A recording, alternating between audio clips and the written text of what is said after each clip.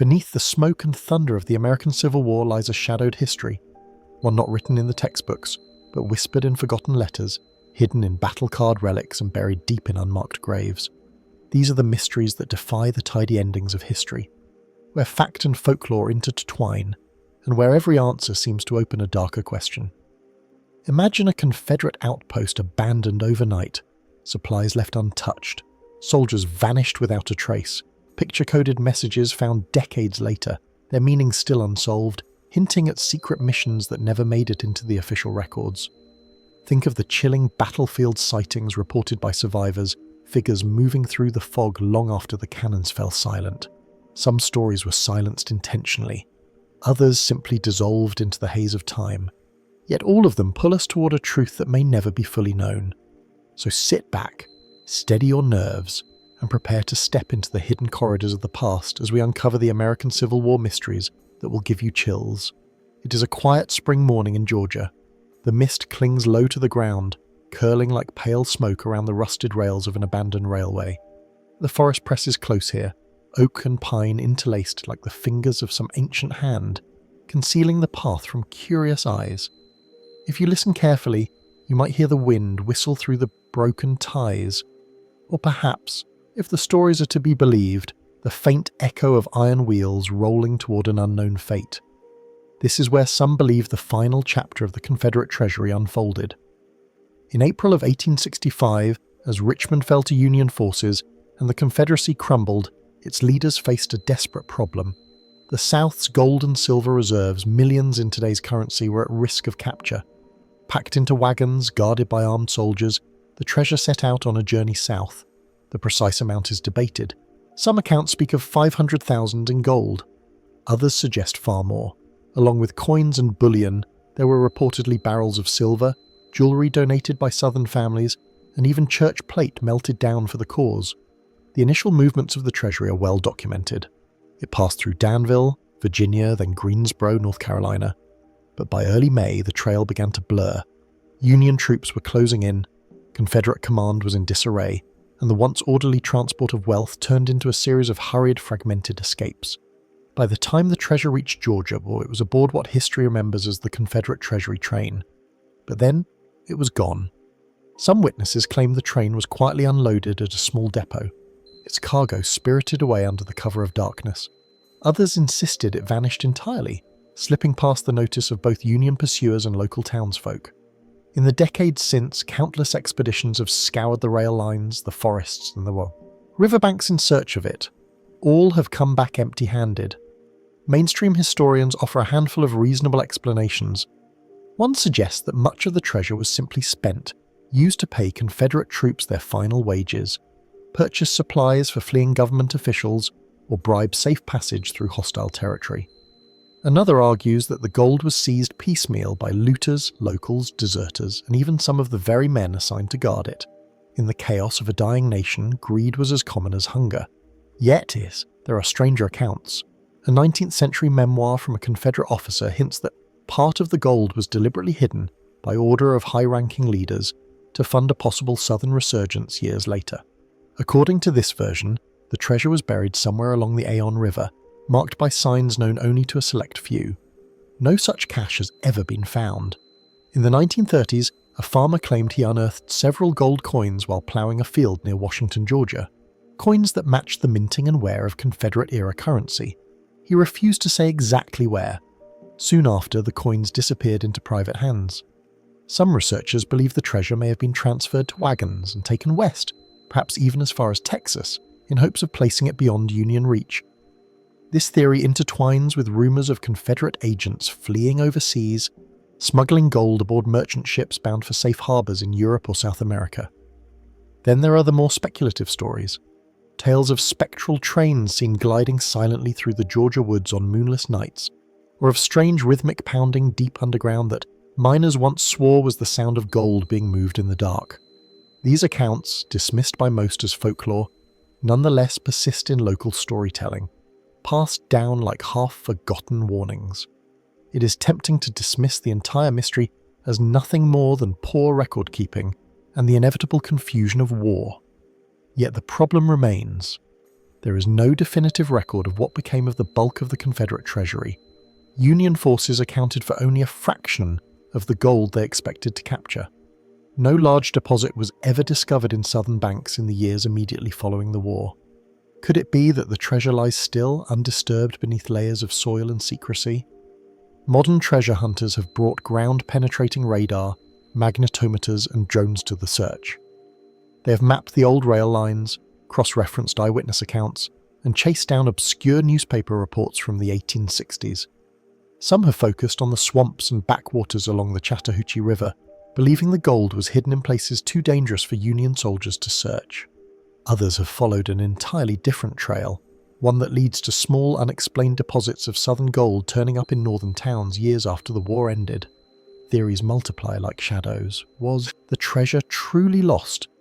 Or was it quietly absorbed into the fortunes of post-war industrialists?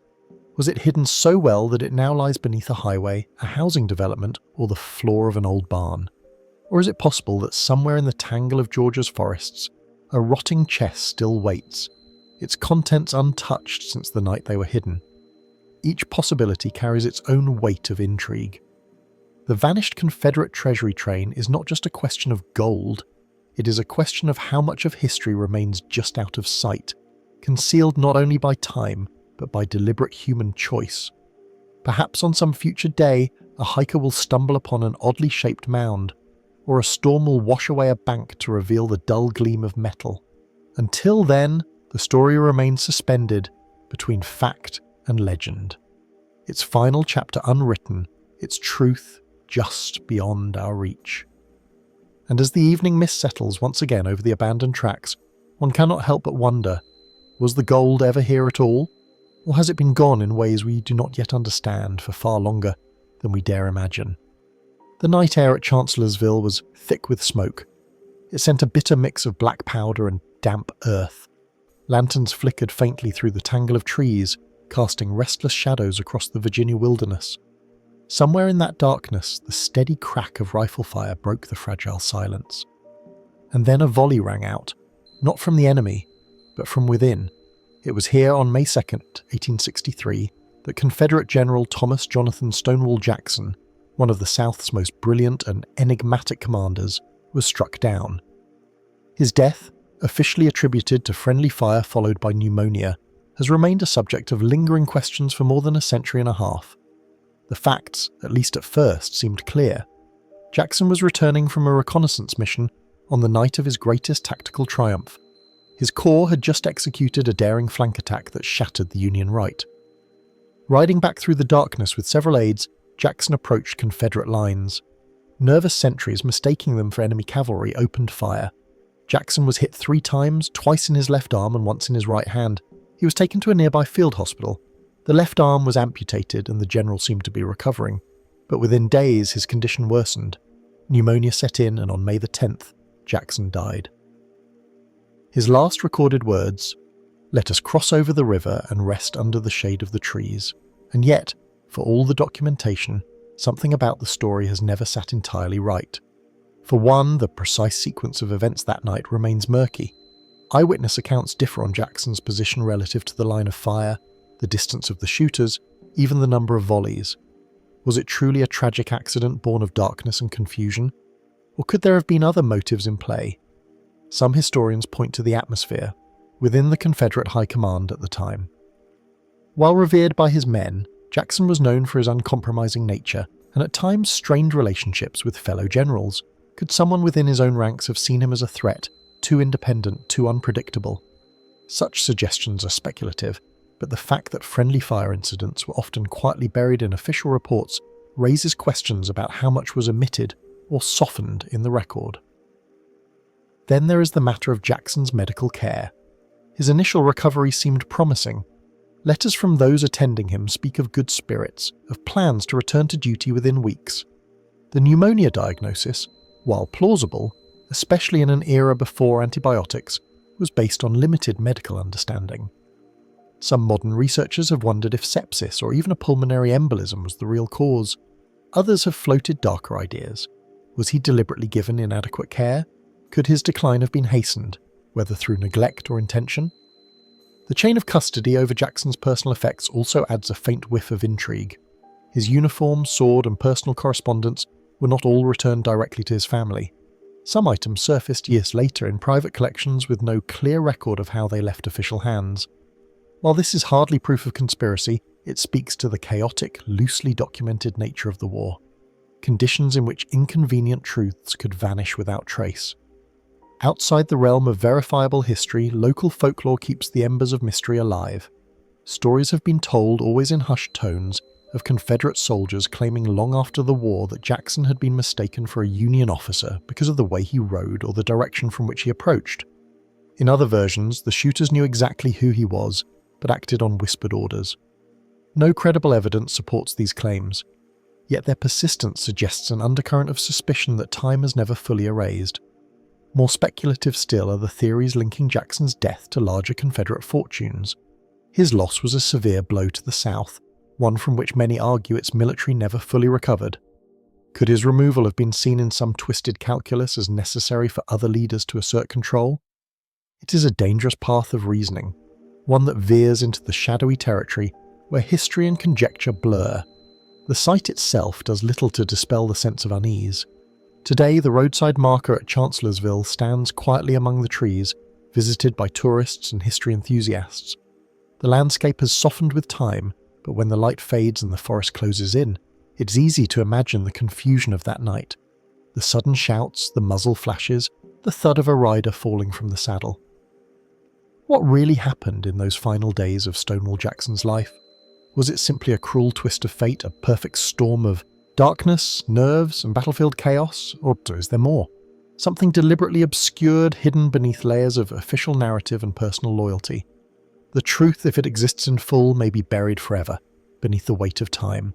But one cannot stand here in the hush of the Virginia woods without feeling the question pressing close in the heart of one of the Civil War's most decisive victories. Did the South lose its greatest general to chance, or to something far more deliberate? High in the rugged hills of northwestern Pennsylvania, the forests seem to close in on you, dense canopies of oak and hemlock shutting out the sun, their roots gripping ancient soil as streams cut narrow, winding channels through the rock. In winter, the air here turns sharp, the ground crusted with frost. In summer, a heavy stillness settles, broken only by the rush of water and the distant call of birds. It is a place where secrets can sleep undisturbed for generations. It is also where, according to one of the most enduring legends of the American Civil War, a Union Army shipment of gold bullion vanished without a trace. The story begins in the summer of 1863, just weeks after the Battle of Gettysburg. With the Union pushing deeper into Confederate territory, officials feared that a significant shipment of gold reportedly intended to help finance the war effort would be vulnerable to attack if sent along normal routes. Instead, it was decided that the gold would be transported quietly under armed escort across the more remote northern Pennsylvania wilderness. Details vary between accounts, but most versions agree on the essentials. Several wagons heavily laden with gold bars and coins left Harrisburg under the guard of Union soldiers. Their destination, according to some reports, was the U.S. Mint in Philadelphia. Others claim the shipment was bound further north to banks in New York, or to pay Union troops stationed in the Western Territories. The convoy never arrived. Official records from the period are sparse and inconsistent. Some military reports acknowledge the shipment, but make no mention of its fate. Others omit it entirely, as if it never existed. What is certain is that rumours of its disappearance began circulating almost immediately, and over the decades those rumours hardened into one of the most tantalising mysteries of the war. One mainstream explanation is deceptively simple. The convoy may have been lost to the elements. The terrain was harsh, the roads little more than muddy tracks, and summer storms could turn creeks into raging torrents. A breakdown, a miscalculation in navigation, or an accident in one of the many steep ravines could have doomed the shipment without leaving much trace. In such an isolated region, recovery would have been almost impossible. Yet, this theory leaves uncomfortable questions. Even in the 1860s, losing an entire gold shipment without a thorough investigation seems improbable. Why were there no detailed recovery efforts recorded? Why did the available military logs taper off so abruptly, as if someone had deliberately closed the matter? Other historians argue the gold never truly vanished at all, that it was stolen, either by Confederate agents or by those charged with guarding it. Northern Pennsylvania was not immune to Southern sympathizers, and the prospect of intercepting such a prize would have been irresistible to enemy spies. A sudden ambush in a narrow pass could have overwhelmed the escort before they had a chance to react. But the possibility of betrayal from within is equally difficult to ignore. In an era when soldiers often went months without pay, the temptation of so much gold measured in millions by today's standards might have been too great for some to resist. A few men in the right moment could have diverted the shipment, hidden it deep in the wilderness, and vanished into anonymity. Then there are the more speculative accounts. Local folklore tells of settlers who years later claimed to have found traces of the convoy, rusted rifle parts, fragments of wagon wheels, even weathered Union buttons buried in the soil. In some versions, these discoveries were accompanied by whispers of seeing strange men digging at night only to vanish into the forest. None of these finds have been conclusively tied to the gold shipment, yet they persist in regional storytelling. Perhaps the most persistent legend involves a small clearing deep in the Elk County forest. Hunters in the early 20th century spoke of stumbling upon a depression in the ground as though the earth had been disturbed long ago. The site was marked, they claimed, by a large moss-covered stone that bore faint carvings, symbols no one could readily identify. Some believe this was a burial site for the gold hidden by the soldiers themselves, either to prevent it from falling into enemy hands or to recover it later. Modern treasure hunters have taken the search seriously. In recent years, ground-penetrating radar surveys have identified anomalies beneath the forest floor, metallic signatures large enough to suggest buried caches. These findings prompted legal disputes between search teams and government agencies, with questions arising over ownership should the gold be found. Even with advanced technology, however, no confirmed recovery has been made. There are of course those who take the theories further still. Some suggest the gold was never meant to reach its stated destination at all, but was part of a covert operation, perhaps funding clandestine activities or political manoeuvring that official records could never acknowledge. In this telling, the loss of the gold was not an accident, but an intentional erasure. And then there are the truly fringe notions. Stories of spectral lights seen in the woods, of phantom wagon trains heard creaking along long-abandoned trails, of an invisible curse that strikes down those who come too close to the truth. Such tales, while belonging more to folklore than to fact, reveal something about the enduring power of the mystery. Because in the end, the gold is more than just gold. It is a tangible connection to a moment when the fate of the nation hung in the balance. A piece of history that, if found, could rewrite parts of the Civil War narrative. Standing in these woods today, the quiet is almost oppressive. The tall trees sway gently, but the air feels heavy, as though holding its breath. Beneath your feet, the ground hides centuries of fallen leaves, roots, and maybe something far more valuable. The thought lingers. Could the lost shipment still be here just a few feet below the surface? Its shine dulled, but not forgotten. Or was it spirited away long ago? Its trail erased so completely that only the whispers of the forest remember where it went. In a dimly lit display case at a small southern museum, a lone Confederate cipher disc rests under glass, its weathered brass surface etched with concentric rings of letters and numbers. The artifact designed for encoding and decoding military messages is silent now, its once secret mechanisms frozen in time. But if you know the history, you understand that one disc, arguably the most important of them all, has never been found. The Confederate cipher disc was not an ornament. During the American Civil War, it was a vital tool for secure communication between distant commands. Two rotating discs, one slightly smaller than the other, were mounted together on a pivot. By aligning letters on the outer ring with those on the inner, military cryptographers could create complex substitution ciphers.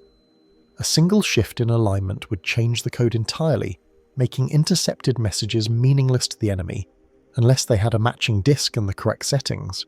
In the war's later years, Confederate forces relied heavily on these devices to send orders about troop movements, supply routes, and strategic plans.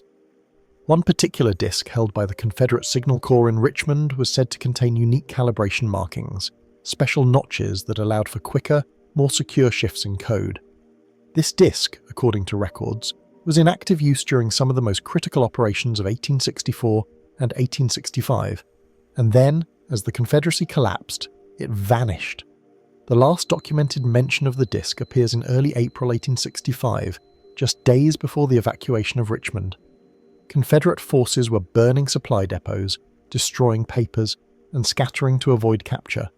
Cipher officers were ordered to either carry sensitive materials with them or destroy them.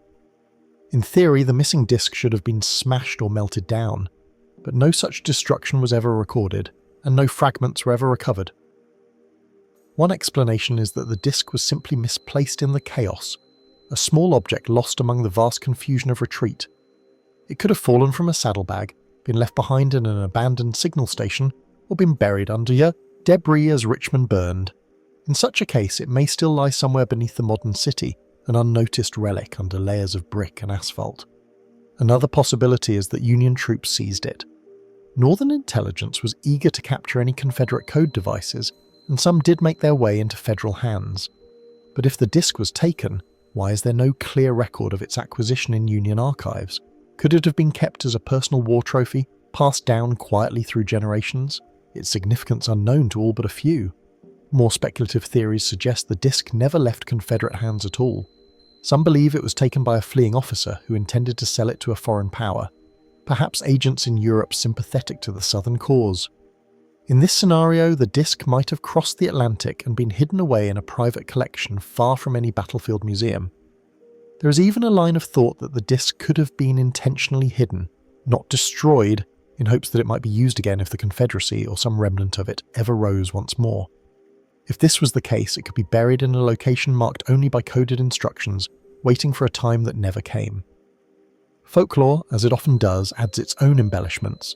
In some versions of the story, the disk is said to be cursed, its last user allegedly perishing in mysterious circumstances. Others speak of the disk turning up briefly in pawn shops or antique stores before vanishing again as if it refuses to remain in one place. None of these tales can be substantiated, yet they persist in local storytelling, blurring the line between history and myth. The intrigue surrounding the missing cipher disk is not simply about the object itself, but about what it might still contain.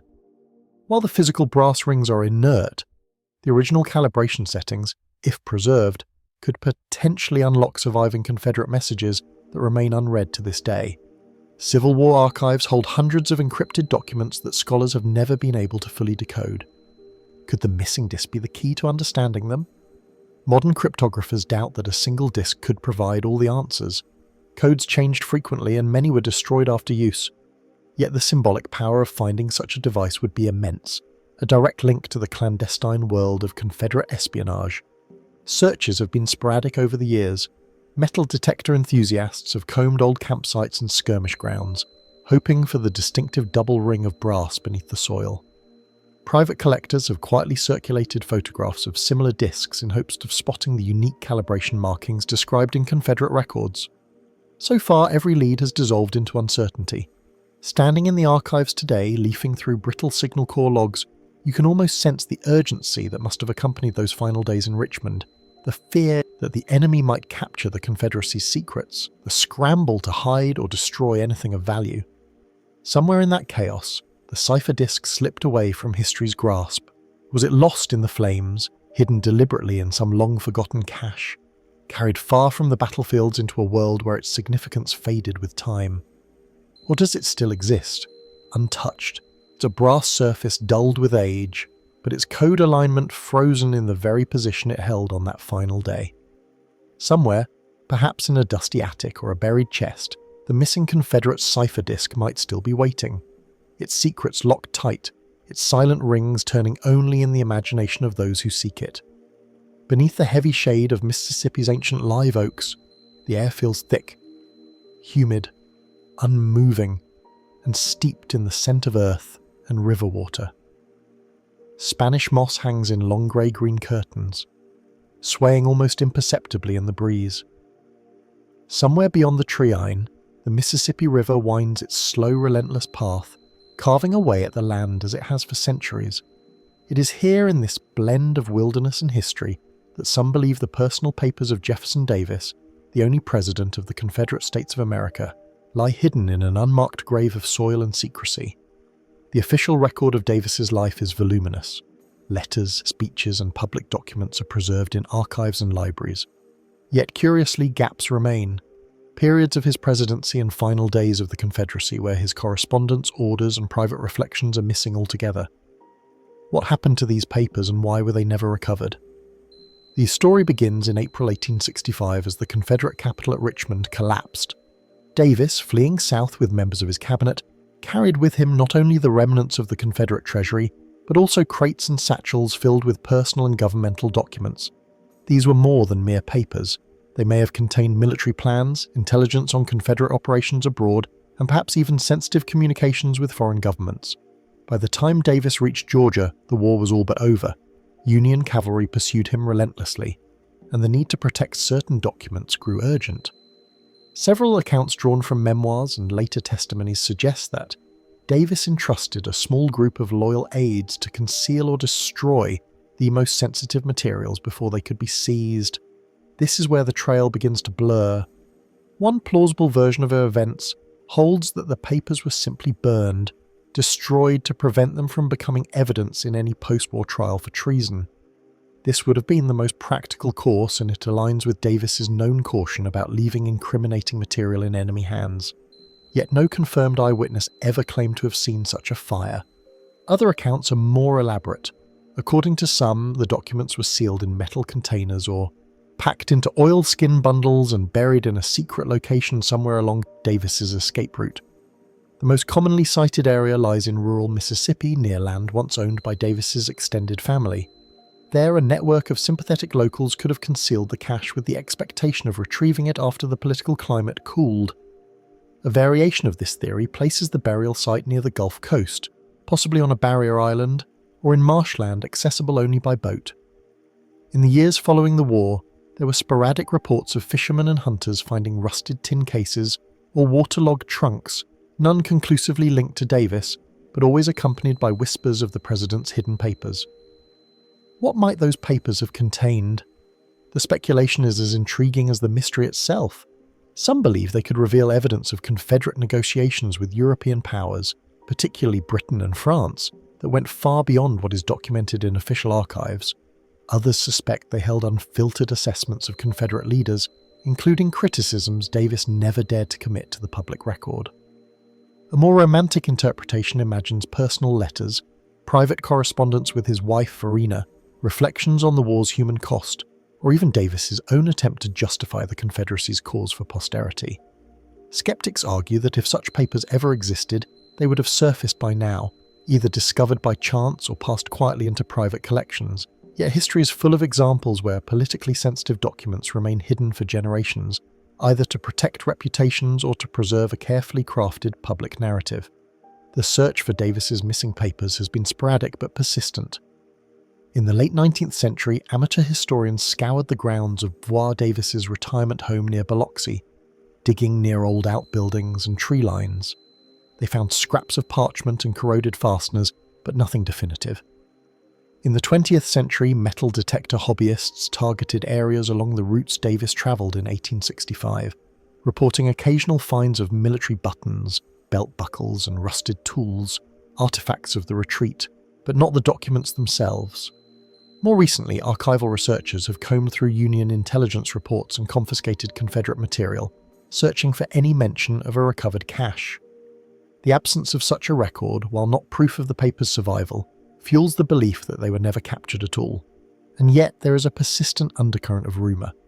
Stories circulate of a sealed trunk kept in the attic of a Mississippi farmhouse for decades whose contents were quietly sold to a private collector in the early 1900s. Others speak of a riverbank collapse that may have swallowed the buried cache, consigning it to the shifting mud and silt of the Mississippi forever. If the papers do survive, their historical value would be immense, not only for what they could reveal about Davis himself, but for the light they might shed on the Confederacy's final days. Would they confirm the narratives we already know, or would they challenge them, forcing a reassessment of long-held assumptions about the Civil War's end? Standing in the stillness of the Mississippi woods, it is easy to imagine the scene: a small party of men working by lantern light, shoveling earth over a locked chest, the sounds of distant cavalry faint on the night air, a final tamping of soil, a scattering of leaves, and then nothing. The forest closes in and the secret becomes part of the land. Was this an act of desperation or of preservation? Did Davis intend for these papers to be found someday? Or were they meant to vanish with him into history? The answers remain buried, perhaps literally somewhere beneath the roots and riverbanks of the South. And until they are uncovered, if they ever are, the secret burial site of Jefferson Davis's personal papers will remain one of the Civil War's most enduring enigmas. In the quiet coastal towns of the Caribbean, where the sea breeze carries the scent of salt and distant rain, there are buildings whose walls seem to hold more than just the warmth of the sun. Shuttered balconies face the harbour, their faded paint peeling under the weight of years. Behind these doors, in rooms lit by oil lamps and shaded from the prying eyes of the street, some believe the last remnants of the Confederate States of America once met in secret. Long after the war was declared lost, the idea of a Confederate shadow government in exile is not something one finds in standard Civil War history books. Yet scattered references in memoirs, newspaper clippings, and foreign correspondence suggest that after 1865, a small network of former Confederate officials, financiers, and military officers continued to coordinate from abroad. Their purpose, according to some accounts, was simple: to preserve the Confederate cause in exile, safeguard remaining funds, and wait for an opportunity to reclaim influence. If not on American soil, then somewhere else entirely. The seeds of this theory lie in the final chaotic weeks of the war. As Richmond fell and Confederate forces surrendered piecemeal across the South, President Jefferson Davis and members of his cabinet fled southward. Some were captured quickly, but others slipped away, aided by sympathizers and foreign connections built during years of diplomacy. Cuba, Bermuda, and even British-controlled Canada appear repeatedly in shipping manifests and travel records of known Confederate operatives. Mainstream historians generally view these post-war travels as isolated attempts at escape or resettlement, defeated men trying to build new lives in safer places, and in many cases, that is undoubtedly true. Yet there are instances where the same names surface together in unexpected locations months or even years after the war's official end. Coincidence, perhaps? Or could it point to a more coordinated effort? One documented case involves John Slidell, the Confederacy's commissioner to France, who remained in Europe well into the post-war years, maintaining business and political contacts. Reports link him to gatherings in Paris with former Confederate naval officers and Southern financiers. Another involves rumours of meetings in Havana between exiled generals and wealthy plantation owners who had relocated to the Caribbean rather than face Reconstruction policies in the United States. There is also the matter of Confederate assets that seemingly disappeared in 1865, never accounted for in Union records. Some believe portions of the Confederate treasury, possibly gold, silver, or valuable bonds, were smuggled out of the country, funneled through neutral ports, and used to support exiled networks. Without these resources, the idea of a functioning government abroad would have been nearly impossible, and yet physical evidence of such a network is scarce. No minutes of meetings, no formal charters, no coded communiques have surfaced to confirm its existence. Instead, what remains are fragments. A letter here, a bank transfer there, a vague reference in the memoir of a foreign diplomat about Southern gentlemen discussing the future of their republic. Speculation about the shadow government's goals varies widely. The most conservative interpretation sees it as a social and financial network. Wealthy Southerners abroad helping one another exile and preserve their fortunes. Others suggest a more active political purpose, lobbying foreign powers for recognition of the Confederacy's legitimacy, or even seeking to establish a Southern-controlled colony in Latin America or the Caribbean. This last idea is not as far-fetched as it might sound. In the mid-9th century, several nations in the region were open to offering land and incentives to foreign settlers, especially those with agricultural expertise. There were even real historical attempts, such as Confederate veterans settling in Brazil, where their descendants still live today. Could the shadow government have envisioned something similar on a larger and more organised scale? More speculative still are the theories that link this exile network to later political or economic movements in the United States. Some writers have suggested that certain Southern banking and shipping interests maintained quiet ties to former Confederate leaders overseas, influencing trade routes and commodity markets long after the war. Without concrete documentation, these claims remain intriguing but unproven. Folklore in some Caribbean port cities adds yet another layer to the mystery. In places like Cienfuegos, Cuba and Nassau in the Bahamas, local legends speak of American visitors who paid for everything in gold coin, conducted long meetings in the shuttered rooms, and departed suddenly leaving behind only the scent of pipe tobacco and the echo of foreign accents. Some say they were merchants. Others insist they were former officers. A few go further, claiming they were members of a hidden government in exile, still issuing orders in the name of the Confederate States. The truth is difficult to untangle. Records that might clarify the matter are scattered across multiple countries, locked away in national archives, private collections, or lost to time. What can be confirmed is that Confederate expatriates did exist in significant numbers after the year, and that some of them maintained close ties to one another in distant lands. Whether that constitutes a government is still up for debate. Standing in the narrow streets of Havana's Old Quarter, or along the sun-bleached docks of Nassau, it is tempting to imagine those meetings. Men in worn but well-cut suits, speaking in low tones about strategies and futures.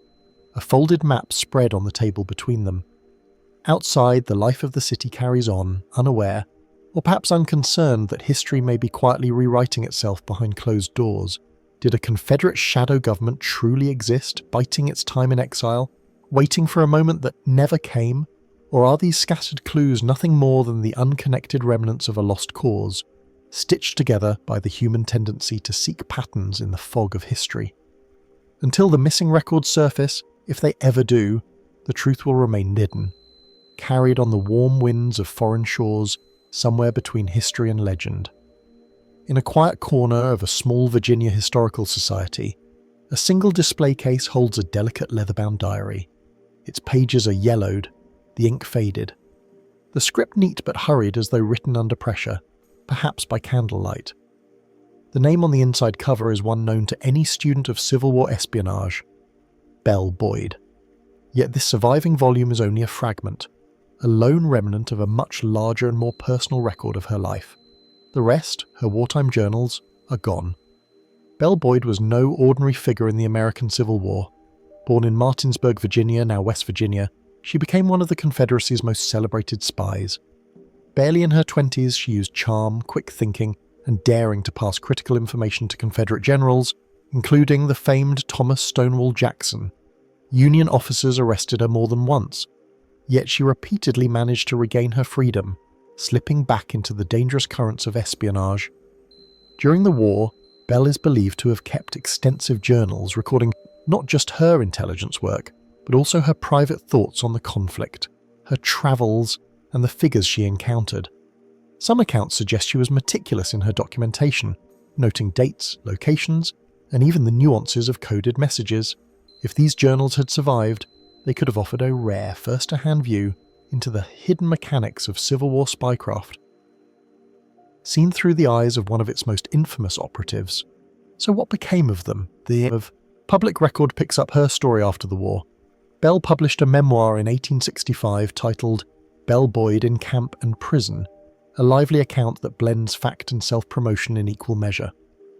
But this work, though valuable, was not her raw, unfiltered diary. It lacks the granular detail and immediacy one would expect from daily wartime notes. Contemporary sources, including letters from her acquaintances, refer to her war books or spy diaries as still existing after her release from prison, and then nothing. One possibility is that Belle herself destroyed the journals. After the war, she married a Union naval officer and began touring as a stage actress, recasting her image for a new audience. The contents of her private writings might have conflicted with her post-war life containing politically sensitive information, or unflattering portraits of people she could not afford to offend. Yet if she had truly wanted them gone, why do scattered references to the journals persist well into the late 19th century? Some suggest she may have sold them to a private collector. Civil War memorabilia was highly sought after, and a spy's personal journals would have been an extraordinary prize.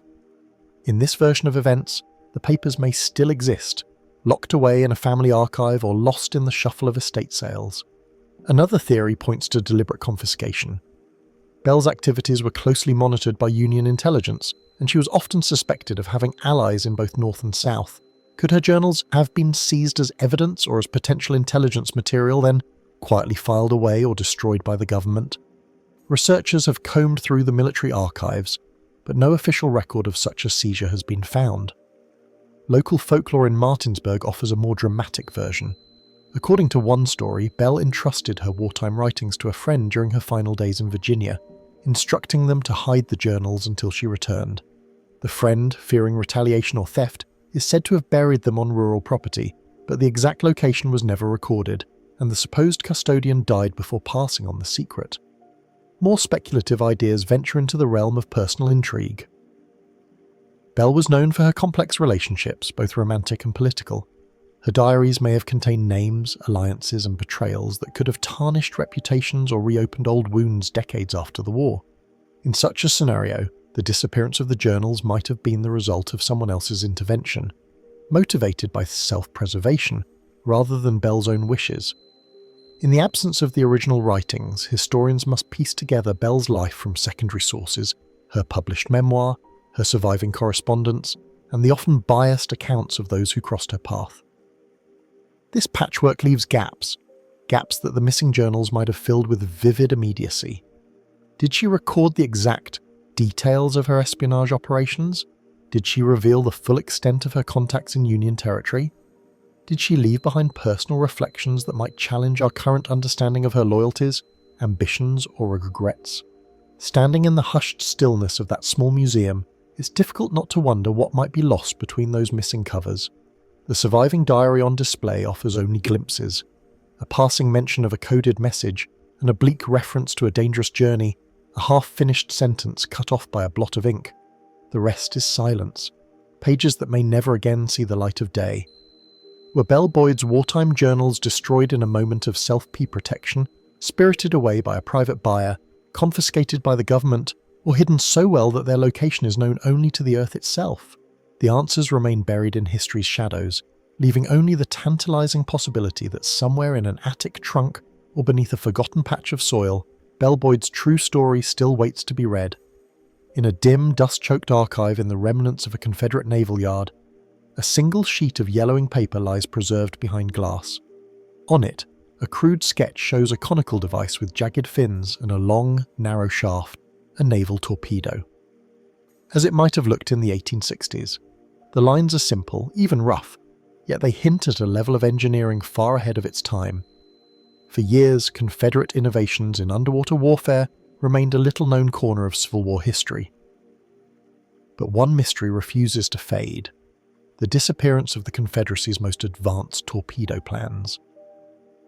By the middle of the war, Southern engineers had begun to close the technological gap with the Union Navy. Among their most unsettling inventions were torpedoes, a term then used to describe both stationary mines and early forms of self-propelled explosives. While the Hunley submarine would claim its own place in legend, Confederate torpedo development was equally groundbreaking, involving not only floating mines to defend harbours, but experimental devices that could be guided or even launched beneath the surface. The most intriguing of these were said to be the product of a small team working under the Confederate Torpedo Bureau, based in Richmond and later in Mobile. According to wartime correspondence, these engineers had designed a new type of spar torpedo with a unique triggering mechanism, as well as an experimental prototype for a self-propelled device that could travel short distances under its own power. If the claims were true, the Confederacy was within reach of creating one of the first functional underwater offensive weapons decades before such devices became common. But when the Confederacy collapsed in 1865, the detailed engineering drawings, specifications, and prototypes of these advanced torpedoes vanished. Official records suggest that as Union forces closed in, Confederate officers ordered the destruction of sensitive materials. Some blueprints may have been burned to prevent them from falling into enemy hands. This explanation is practical, plausible, and fits the broader pattern of deliberate sabotage carried out in the war's final days. And yet, the story is complicated by scattered, troubling clues. Union intelligence reports from April 1865 mention the capture of instruments and drawings of underwater engines in several southern cities, but no such items are now catalogued in US Navy archives. In some cases, the inventories simply stop mid-page as though the subject was no longer pursued, or perhaps diverted elsewhere. There are also post-war memoirs from Union naval officers who claim to have seen and even tested Confederate torpedo devices after the war. Though no surviving examples match their descriptions, were these weapons quietly absorbed into post-war research, their origins obscured? Other theories push in different directions. One holds that the missing plans were smuggled out of the South before the war's end, perhaps carried by Confederate agents fleeing to sympathetic ports in Europe. Britain, in particular, had shipyards eager to experiment with new naval technologies, and Confederate commerce raiders like the CSS Alabama had already been built there. Could the torpedo designs have been offered in exchange for safe passage or financial support? Another possibility is that the plans were taken not by foreigners but by private hands within the South itself. Engineers or officers might have hidden them with the hope of selling the technology later, or of using it to launch new ventures in peacetime. In such a scenario, the plans might have languished in private collections, their significance forgotten by later generations. Local legends, as they often do, add a final layer of mystery. Along the Gulf Coast, there are stories of fishermen hauling up strange rusted devices from the seabed in the decades after the war, objects that did not match Union or later naval designs. In one version, a long corroded cylinder with a sealed brass nose was found embedded in the mud near an old Confederate fort. The object reportedly disappeared into the hands of a private collector before any official examination could be made. The absence of the original blueprints leaves historians with only fragments, vague descriptions in wartime letters, rough sketches in personal notebooks, and tantalizing references in captured documents. Without the full plans, it is impossible to know exactly how advanced these Confederate designs were, or whether they could have altered the course of the naval war had they been deployed in greater numbers. In the cool echoing silence of a maritime museum, one can stand before the surviving relics of the Confederate Torpedo Bureau. Rusted casings, trigger mechanisms, bits of metal salvaged from riverbeds, and feel the weight of what's missing. Somewhere between the end of the war and the reshaping of the South, a piece of military history slipped away, leaving behind only the outline of what might have been. Were the vanished Confederate torpedo plans destroyed in the fires of retreat, quietly spirited into foreign hands, or hidden away in some forgotten trunk waiting to be rediscovered? Until those blueprints resurface, if they ever do, the true scope of the Confederacy's underwater ambitions will remain an unanswered question, drifting in the depths of history. In the grand hall of the former Confederate capital in Richmond, Virginia, the air once carried the faint scent of oil paint and polished wood. High ceilings loomed above ornate mouldings, and shafts of afternoon light filtered through tall windows, striking the walls where portraits of the Confederacy's leaders looked down with frozen expressions. Among them, according to contemporary accounts, hung a singular painting, an official portrait commissioned during the war, believed by some to hold symbolic meaning far beyond its artistic value. Today, that portrait is gone. The records describe it only in fragments. Some say it depicted Jefferson Davis in formal attire, seated at his desk with the Confederate flag draped behind him. Others insist it was not Davis at all, but an allegorical work, perhaps showing the Confederacy as a classical figure surrounded by symbols of agriculture and military strength. Whichever version is true, this portrait was no ordinary decoration. It was painted at a time when the Confederate government sought to project legitimacy and permanence, even as the war's outcome grew uncertain. Commissioned sometime between 1862 and 1864, the work was reportedly completed by a Southern artist of considerable reputation. Its unveiling, mentioned briefly in Richmond newspapers, was meant to be a public statement of resilience. The capital's central chamber, already adorned with state flags and military banners, gained in this painting a visual manifesto, a reminder to lawmakers and visitors alike that the Confederacy saw itself not as a rebellion, but as a nation destined to endure. Yet when Union forces entered Richmond in April 1865, the portrait was nowhere to be found. Mainstream explanations suggest it was simply removed in the chaos of evacuation. As Confederate officials fled, they carried away what valuables they could: documents, silver, and other portable symbols of authority. The portrait may have been rolled, sea-arded, and sent south with the retreating government, only to be lost or destroyed in the weeks that followed. Fires set to prevent Union seizure consumed much of Richmond's stored property. Perhaps the painting perished in those flames. But if so, why do scattered references to it appear after the war's end? In 1807, a New Orleans newspaper hinted that a certain Richmond painting of the late government had surfaced in private hands, though it offered no details. Decades later, a Confederate veteran recalled seeing what he believed to be the same portrait hanging in a privateer parlor in Georgia. This has led to more speculative theories. One suggests the painting was deliberately hidden, perhaps buried or concealed in a barn as a relic for future generations of Southern loyalists. Another posits that it was taken as a war trophy by a Union officer, either officially as part of captured Confederate property or unofficially as personal loot. In such a case, it could have travelled far from Richmond, passing quietly through family estates and eventually disappearing into an attic or storage room, its origin forgotten. There is also a less conventional interpretation that the portrait's disappearance was intentional, not only to protect it from capture, but to erase its political symbolism. Some within the defeated South may have viewed it as a reminder of a painful loss, preferring to let it vanish rather than preserve it as an object of mourning or nostalgia. The absence of any surviving photograph deepens the mystery. While other Confederate-era paintings were documented before their loss, no verified image of this portrait has surfaced. Without visual proof, even its exact subject remains uncertain. Was it truly Davis, an allegorical vision, or perhaps a group depiction of Confederate leaders, something too politically charged to survive the Reconstruction era intact? In the former Capitol building today, the walls are hung with period artworks and artifacts carefully preserved for public display. But the space where this painting might have once been is now unremarkable, its history unacknowledged by any plaque or caption. To the casual visitor, there is no sign that an important work ever hung there.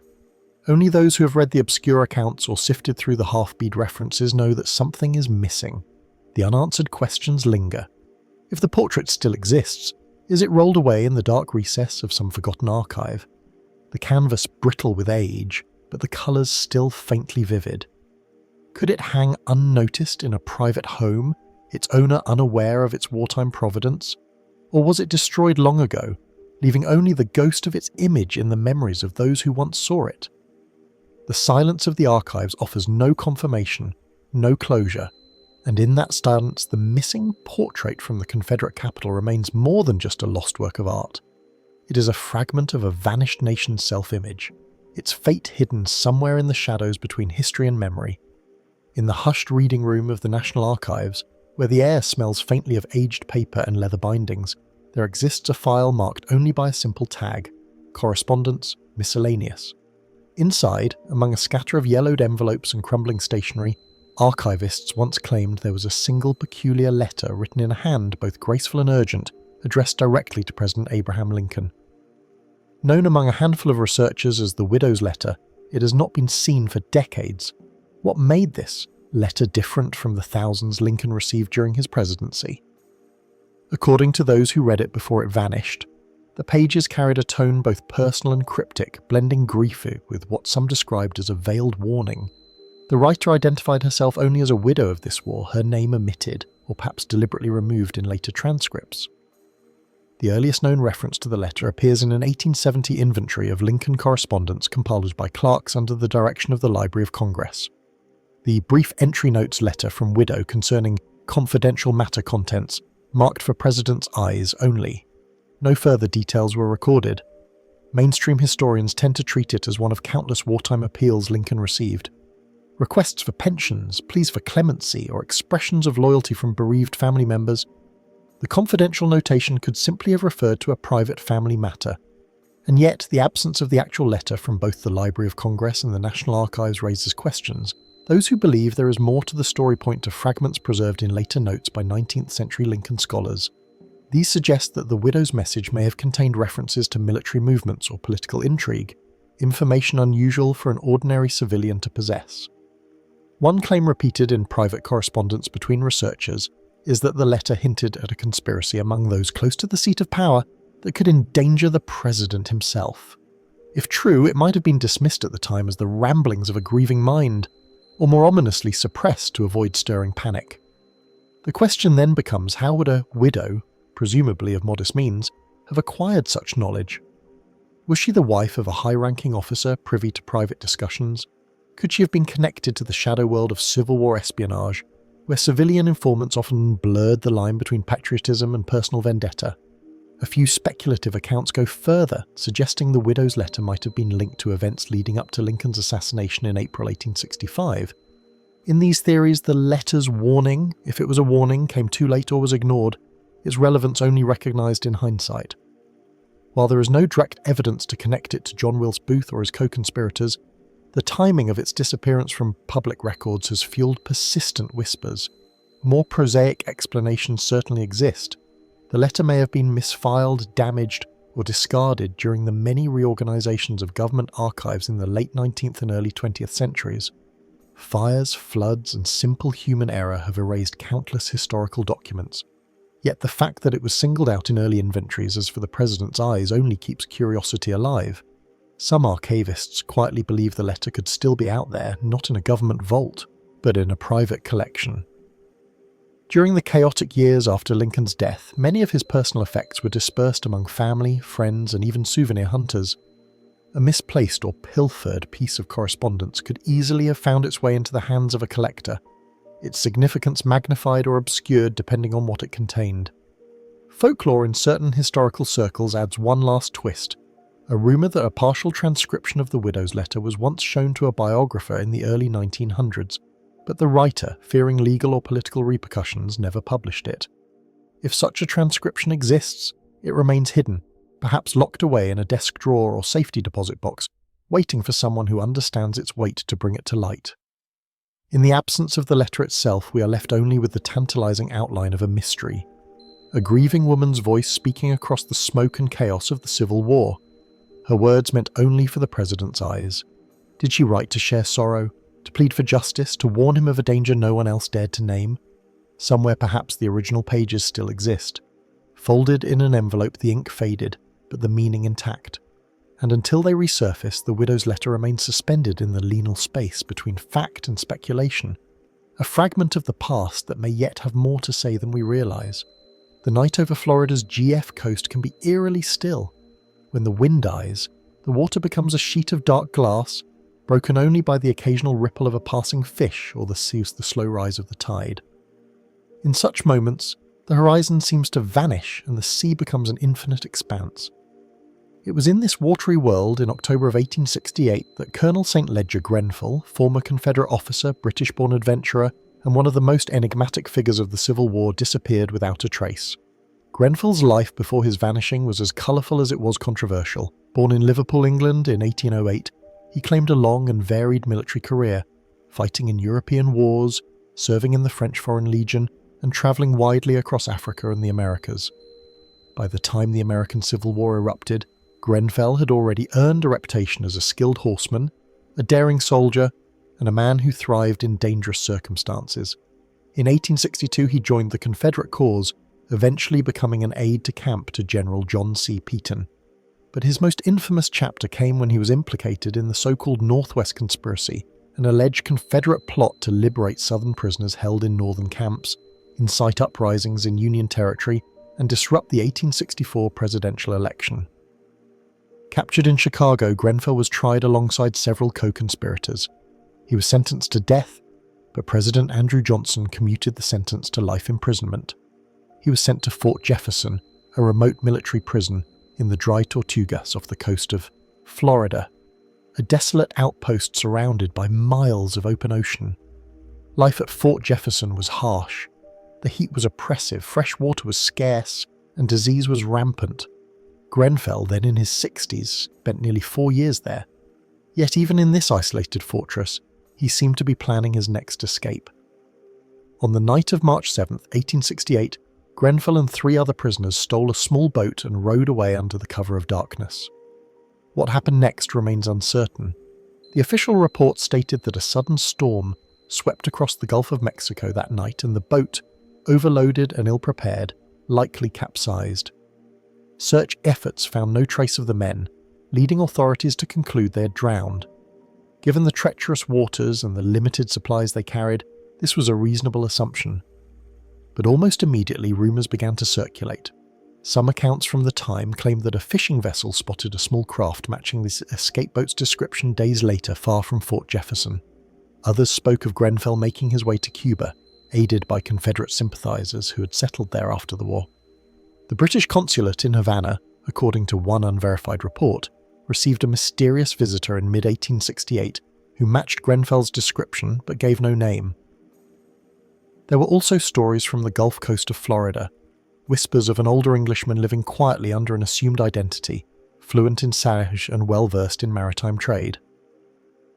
While none of these sightings were ever confirmed, they fed the belief that Grenfell had survived and simply vanished into the wider world.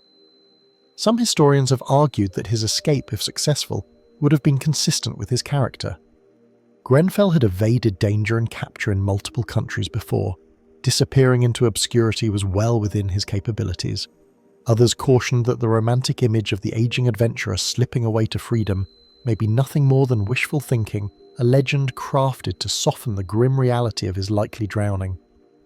Adding to the intrigue, Grenfell's personal effects, including letters, maps and journals, were never fully accounted for after his disappearance. Did he take them with him as part of a planned escape, or were they lost in the chaos of the storm? If they survived, they might offer clues about whether the escape was spontaneous or part of a larger coordinated effort. In the decades since, the mystery of Grenfell's fate has drawn occasional attention from historians, treasure hunters, and storytellers. Some have searched the small islands and mangrove channels along Florida's coast for traces of the escape, while others have combed Cuban archives for any record of a foreigner matching his description. None have produced definitive proof. Standing on the ramparts of Fort Jefferson today, it is easy to imagine the scene. The distant splash of oars, the small silhouette of a boat disappearing into the black expanse of the Gulf, the tightening wind hinting at the storm to come. Did Grenfell meet his end that night, swallowed by the sea he tried to conquer? Or did he ride the waves to a new life, vanishing into the anonymity he may have sought all along, until some fragment of evidence surfaces, a recovered logbook, a letter from exile, a burial record in a foreign port? The fate of Colonel St. Ledger Grenfell will remain one of the Civil War's most enduring mysteries, suspended between the cold finality of the ocean and the warm, persistent glow of legend. In the dim archives of a maritime museum in Liverpool, the faint scent of saltwater still seems to cling to certain relics, bits of rigging, brass instruments, and fragments of polished wood once part of proud vessels now long gone. Among these is a bound volume thick with pages modelled by time and damp, a surviving log from the Confederate commerce raider CSS Shenandoah. Yet curators and historians alike have long whispered that this is not the only log the ship ever carried, and that somewhere another, more revealing record still lies hidden. The Shenandoah was no ordinary warship. Originally built as a merchant vessel in Britain, she was secretly refitted for the Confederacy in 1864. Under the command of Captain James Wadd, she embarked on a globe-spanning mission to disrupt Union commerce, targeting the US whaling fleet in the remote waters of the Pacific and Arctic. By the time she completed her voyage, the Shenandoah had circumnavigated the globe, captured or destroyed more than 36 ships, and remained active months after the Confederacy's official surrender, making her the last Confederate vessel to lower its flag.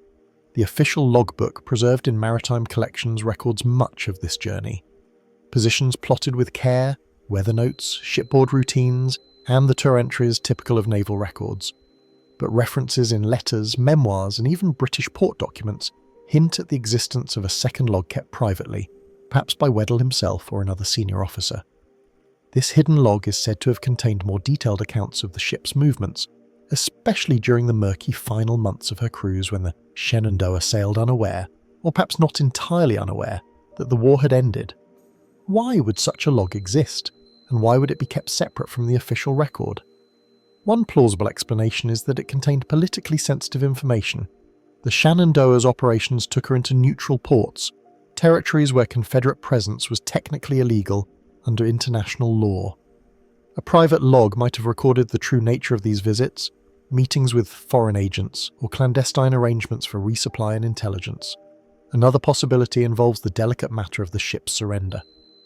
When Weddell finally learned of the Confederacy's collapse, he sailed the Shenandoah to Liverpool and surrendered her to British authorities rather than the US Navy. A move that spared his crew from prosecution but raised eyebrows in Washington. A hidden log might reveal the deliberations behind that decision, or even suggest that Confederate leadership in exile was still in contact with the ship's officers in those final weeks. Speculation has also touched on the ship's Arctic operations. In the summer of 1865, the Shenandoah captured numerous American whaling ships in the Bering Sea, some after the Confederacy had already ceased to exist. The official log records these actions plainly, but a more candid account might have addressed the moral and legal implications or revealed whether Weddell truly believed the war was still ongoing. What became of this alleged second log is the heart of the mystery. One theory holds that it was destroyed upon arrival in Liverpool, deliberately erased to avoid incriminating the crew, or implicating British collaborators. Another suggests it was removed from the ship before surrender and hidden among private papers, perhaps taken by Waddell himself, who lived in England for several years before returning to the United States. Yet there are tantalising hints that the hidden log may have survived. In the early 20th century, a British bookseller claimed to have handled a private journal of a Confederate cruiser, though he did not name the vessel. In the 1960s, an American collector reported hearing of a Shenandoah logbook, not in any museum, kept in a family collection since the Victorian era. Neither lead has ever been confirmed. If the log does exist, what could it reveal? Could it confirm long-suspected visits to certain ports that were officially denied? Might it name foreign individuals who provided aid in violation of neutrality laws? Could it shed light on whether the Shenandoah's crew had any role in the broader network of Confederate agents operating in Europe and the Pacific during and after the war?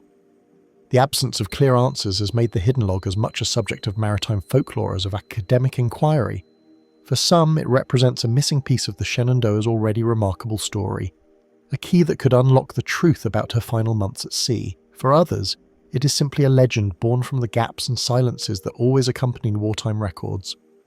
Standing before the preserved official log, its ink faded, but still legible, one cannot help but imagine the possibility of another book, one that was never meant for public eyes. Was it quietly destroyed in a Liverpool drawing room, its pages burned to ash before anyone could read them? Or does it still exist somewhere, tucked away in an old sea chest, its binding stiff with salt, its words waiting to tell a version of the Shenandoah's journey that history has yet to hear? In the stillness of the southern pine forests, the earth sometimes yields strange things. Rusted iron hoops, fragments of weathered barrels, and the faint, accurate scent of black powder that has somehow lingered for more than a century. In swampy lowlands and remote riverbanks, there are places where locals claim the ground conceals far more than roots and stone. Places where, they say, caches of Confederate gunpowder remain buried, hidden since the final days of the Civil War. The Confederacy's war effort relied on an extensive network of powder mills, storage depots, and transport routes. By 1865, as Union forces advanced deeper into Southern territory, the supply chain was breaking apart. Official orders called for the destruction of strategic stores to prevent them from falling into enemy hands.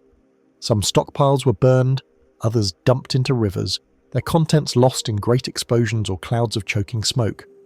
Yet scattered accounts from the war's end hinted a different fate for certain reserves. In letters and post-war memoirs, Confederate officers and civilians spoke of barrels of powder being quietly removed from depot and hidden in secluded locations. Deep woods, caves, or marshy ground known only to a handful of men. The reasons for these actions remain unclear. Were these caches meant as a safeguard for continued resistance? Were they stored with the hope of one day reviving the Confederate cause? Or were they simply hidden in desperation, their locations forgotten as the chaos of defeat scattered those who knew the truth? One well-documented example comes from Georgia's Oconee River region, where in 1865 residents reported seeing wagons loaded with sealed powder barrels vanish into the pine thicket escorted by armed cavalry.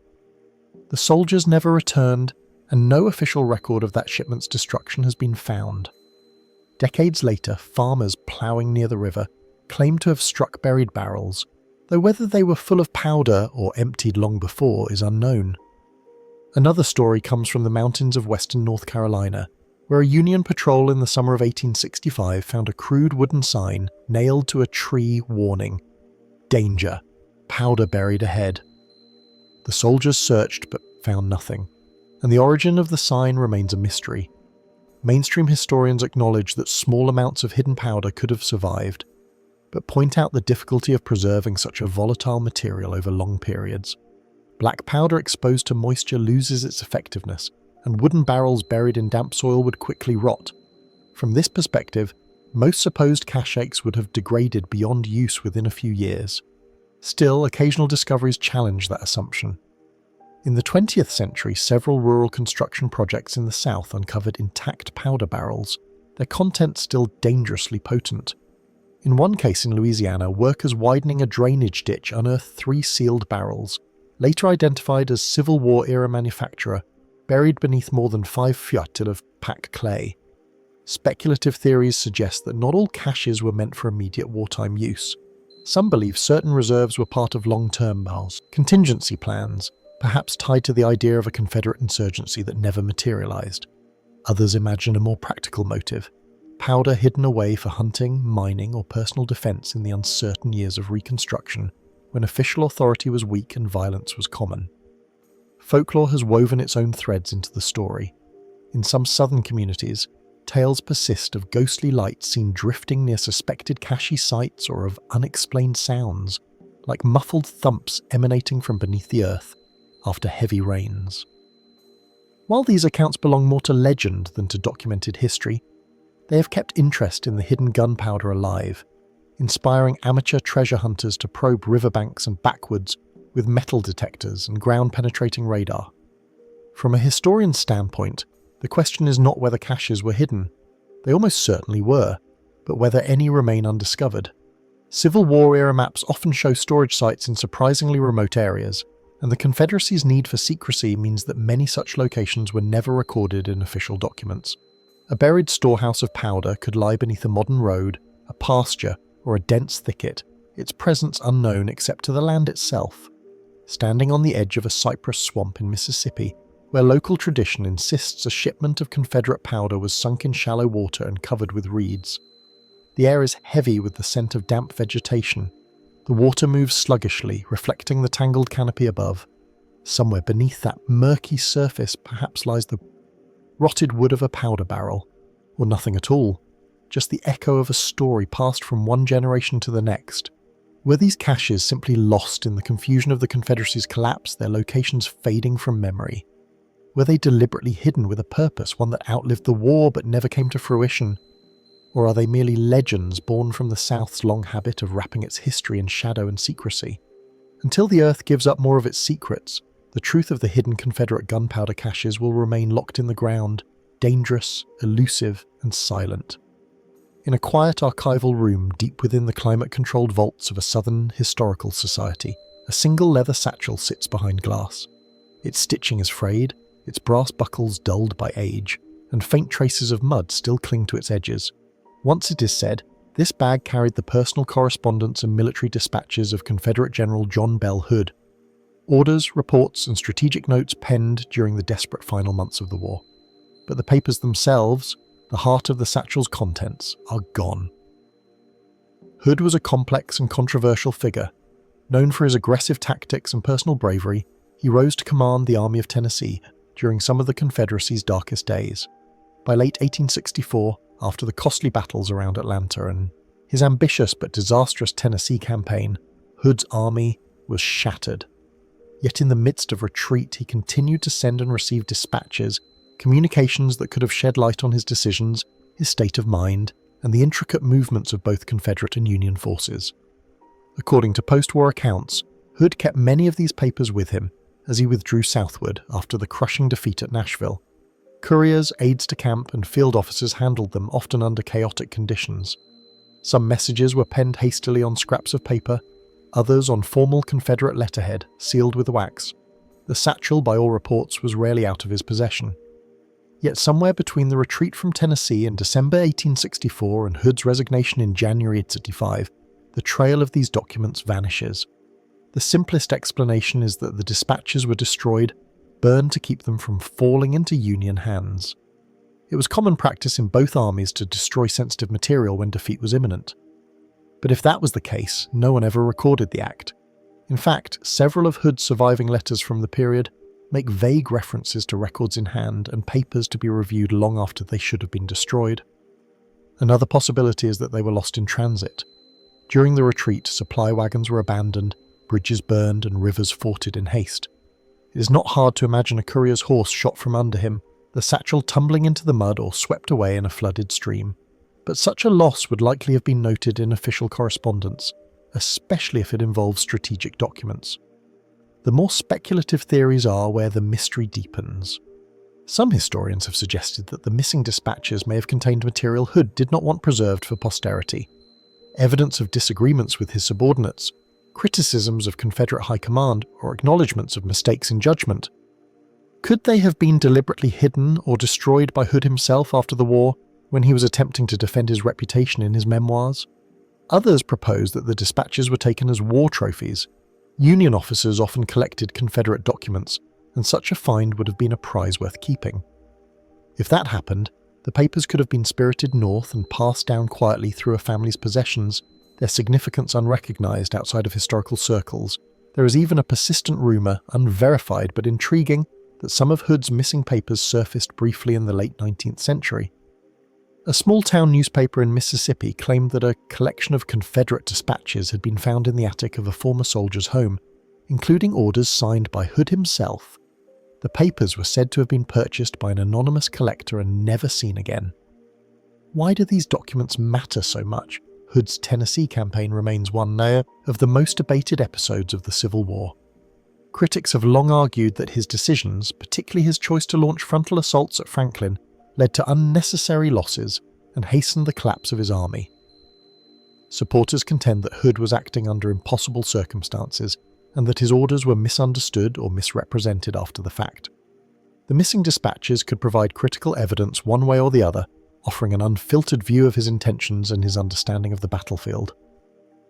Today, the empty satchel in the display case is both artifact and symbol, a tangible reminder of something once present and now irretrievably absent. Visitors lean in close, as if by studying the worn leather, they might somehow glimpse the inked words it once protected. But the silence of the glass and the soft hum of the archive offer no answers. Were the dispatches consumed in a hurried fire as Union troops closed in? Were they dropped in the chaos of retreat, buried in the mud of some unmarked road? Or are they still out there, tucked away in a forgotten trunk, waiting for a curious hand to open the lid and bring them back into the light? At dawn, the fields of Shiloh are cloaked in a mist so thick it clings to the trees like breath on glass. The grass, damp from the Tennessee night, bends under foot, and the stillness is broken only by the rustle of leaves in the breeze. Yet on certain mornings, if the stories are to be believed, another sound drifts across the quiet landscape, the steady rhythmic beat of a drum, faint but unmistakable, echoing from somewhere beyond the veil of fog. The Battle of Shiloh, fought in April 1862, was one of the bloodiest engagements of the Civil War. For 2 days, Union and Confederate forces clashed in a struggle that left more than 23,000 dead, wounded, or missing.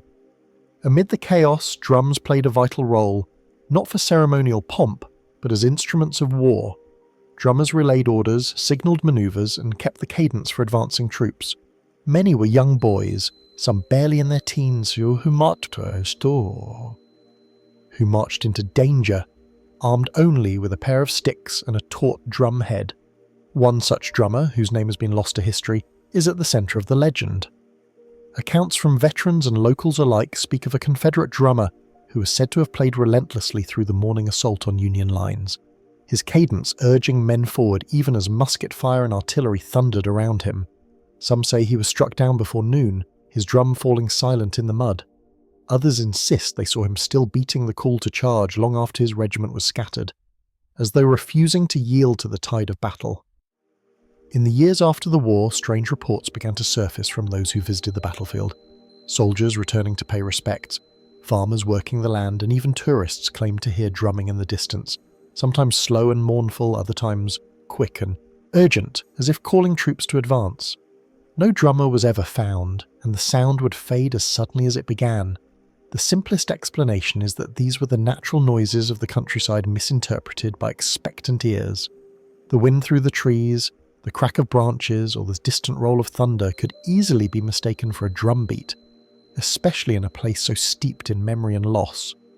Yet those who insist they have heard it describe the rhythm as deliberate, human, and eerily consistent, often matching the military beats used during the Civil War. Some historians suggest that the legend may have been born from the battlefield's emotional weight. Shiloh was a place where young lives ended violently, and the figure of a boy drummer became a symbol of both innocence and sacrifice.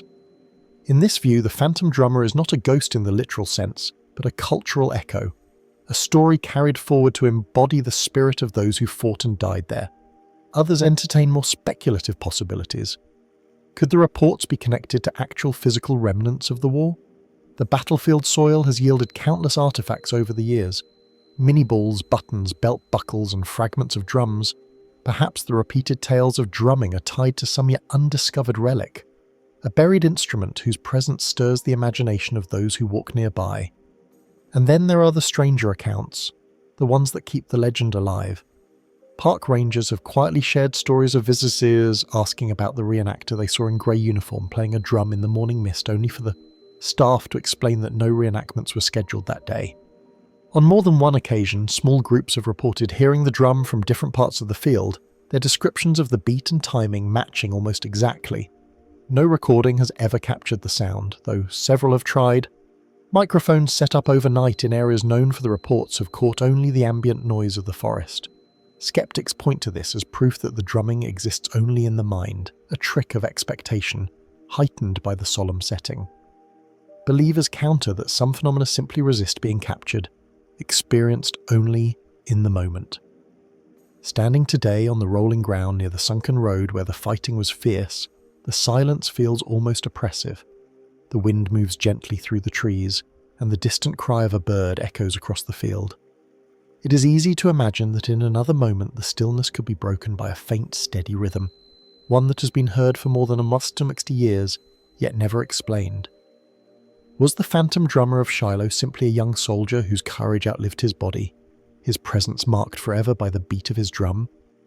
Is the sound an auditory illusion born from a landscape heavy with memory?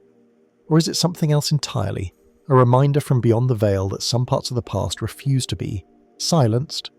Until someone can answer these questions, the mystery will remain, carried on the morning mist and the whispered stories of those who still claim to hear the drum. In the dim glow of oil lamps, the White House in 1864 cast long, shifting shadows across its corridors. The scent of burning whale oil mixed with the faint aroma of cigar smoke from nearby offices. Late at night, when the building had grown quiet, some staff swore they saw him. President Abraham Lincoln striding purposefully toward his study. But more than one observer would later insist that on certain nights they saw him twice. The two Lincoln sightings are among the strangest stories to emerge from the Civil War era. While Lincoln himself was no stranger to tales of omens and visions, he once spoke of seeing his own reflection doubled in a mirror. The reports that began circulating in Washington suggested something beyond the private musings of the president. These accounts described Lincoln being seen in two places at nearly the same time, often in entirely different moods or attire. One of the earliest such stories came from a member of his household staff who claimed to have passed Lincoln in the upstairs hallway in hand, only to enter a reception room moments later and find him already engaged in conversation with guests. The timing, the witness insisted, made it impossible for him to have moved from one place to the other so quickly. Other accounts were more unsettling. Mary Todd Lincoln reportedly told a close friend about a peculiar incident when resting in the Lincoln bedroom. She glanced toward a large mirror and saw her husband's image twice, one standing behind the other. The second Lincoln appeared pale, almost translucent, and she later took the vision as a sign of his coming death.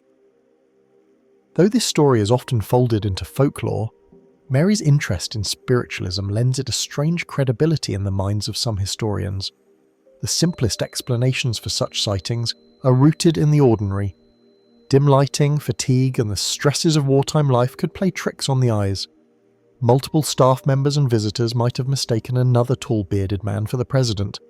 An easy error in an era when beards and frock coats were common. The two Lincoln could have been no more than a matter of mistaken identity compounded by the excitement of being in the White House. Yet not all of the accounts fit neatly into this framework. Some came from political figures and journalists known for their sharp observational skills. In at least two cases, witnesses swore under oath in later memoirs that they saw Lincoln in a public space, a cabinet meeting, or a formal reception, only to encounter him in private quarters almost simultaneously. Could these be examples of misremembered timing, the human tendency to compress events in memory, or did they hint at something more unusual? Speculative theories have inevitably taken root. Some see the sightings as evidence of what was then called bilocation, the supposed ability of a person to appear in two places at once. While such ideas sit firmly outside mainstream historical interpretation, again, believers point to similar stories in other eras, often surrounding figures under intense stress or with an almost mythic public role. Others have wondered if the second Lincoln might have been a deliberate double. The war years saw the use of decoys for military leaders and dignitaries to reduce the risk of assassination. If such a practice were employed for the president, even occasionally, it could explain some of the sightings without resorting to the supernatural. Yet no official record of a Lincoln double has ever surfaced, and those closest to him never admitted to such a scheme. There's also the possibility that these reports are not independent events, but rather the product of a shared narrative shaped by the era's fascination with omens, destiny, and the supernatural. Lincoln's public image was already half-shrouded in myth during his lifetime, and the Civil War's pervasive sense of national crisis may have amplified perceptions of the extraordinary. Even now, walking through the restored rooms of the White House, one can imagine how the flicker of gaslight, the murmur of voices behind closed doors, and the restless energy of a nation at war could feed such a legend. The notion of 2 Lincoln resonates in part because it reflects the dual burden he carried: public leader and private man, visible symbol and solitary thinker. Was it all a matter of poor lighting and human error, an unrecorded use of a political decoy, or something stranger, an outward sign of a man stretched to his limits, existing in 2 worlds at once? Until more concrete evidence emerges, the mystery of the 2 Lincoln will remain an enigmatic footnote to history, a reminder that even the most documented lives can harbour shadows no record can fully explain. The streets of Richmond in early April 1865 were a chaos of firelight and shadows. Smoke rolled between the buildings as warehouses burned, and the clatter of wagon wheels echoed against brick walls. The Confederate capital was collapsing, its leaders scattering in the final hours before Union troops arrived. Somewhere amid this desperate flight, a member of Jefferson Davis's cabinet, one of the highest officials of the Confederate government, vanished into the night.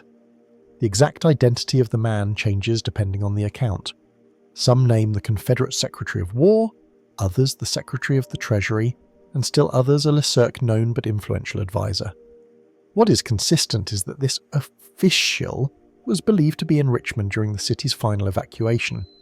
Yet his trail after leaving the capital is strangely unclear. Official records suggest that the cabinet members left the city with Davis on April the 2nd, travelling south toward Danville.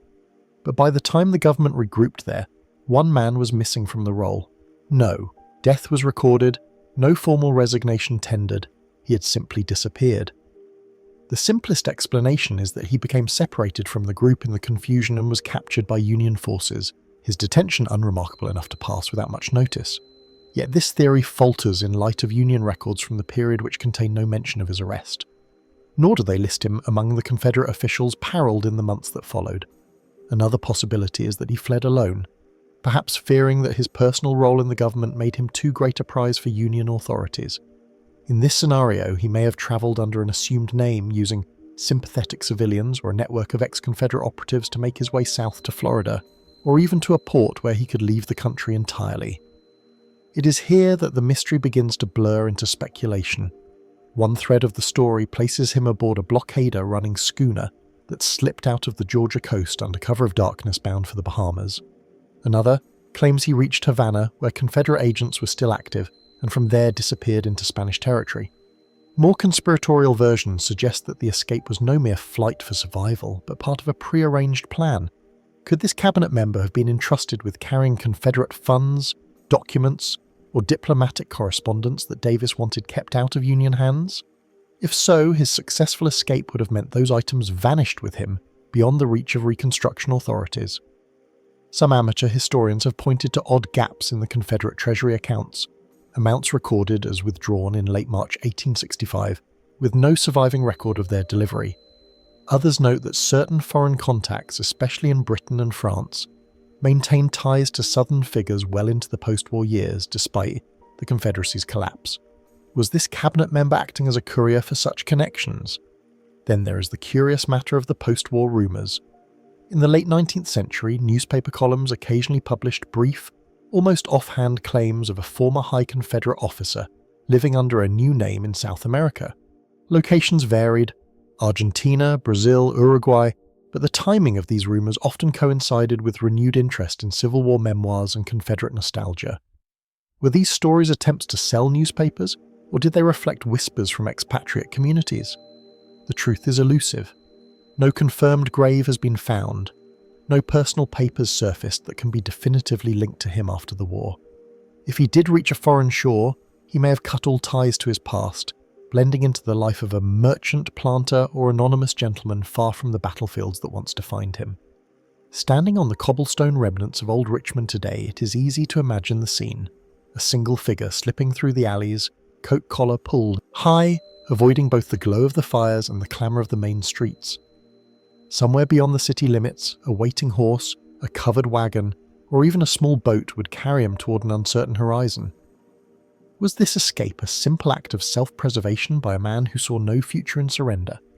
Or was it a calculated mission undertaken with secrets and resources that the Confederate leadership hoped would survive the fall of their government, until a diary is found in an attic trunk, a letter in a foreign archive, or a descendant comes forward with a long-kept family story?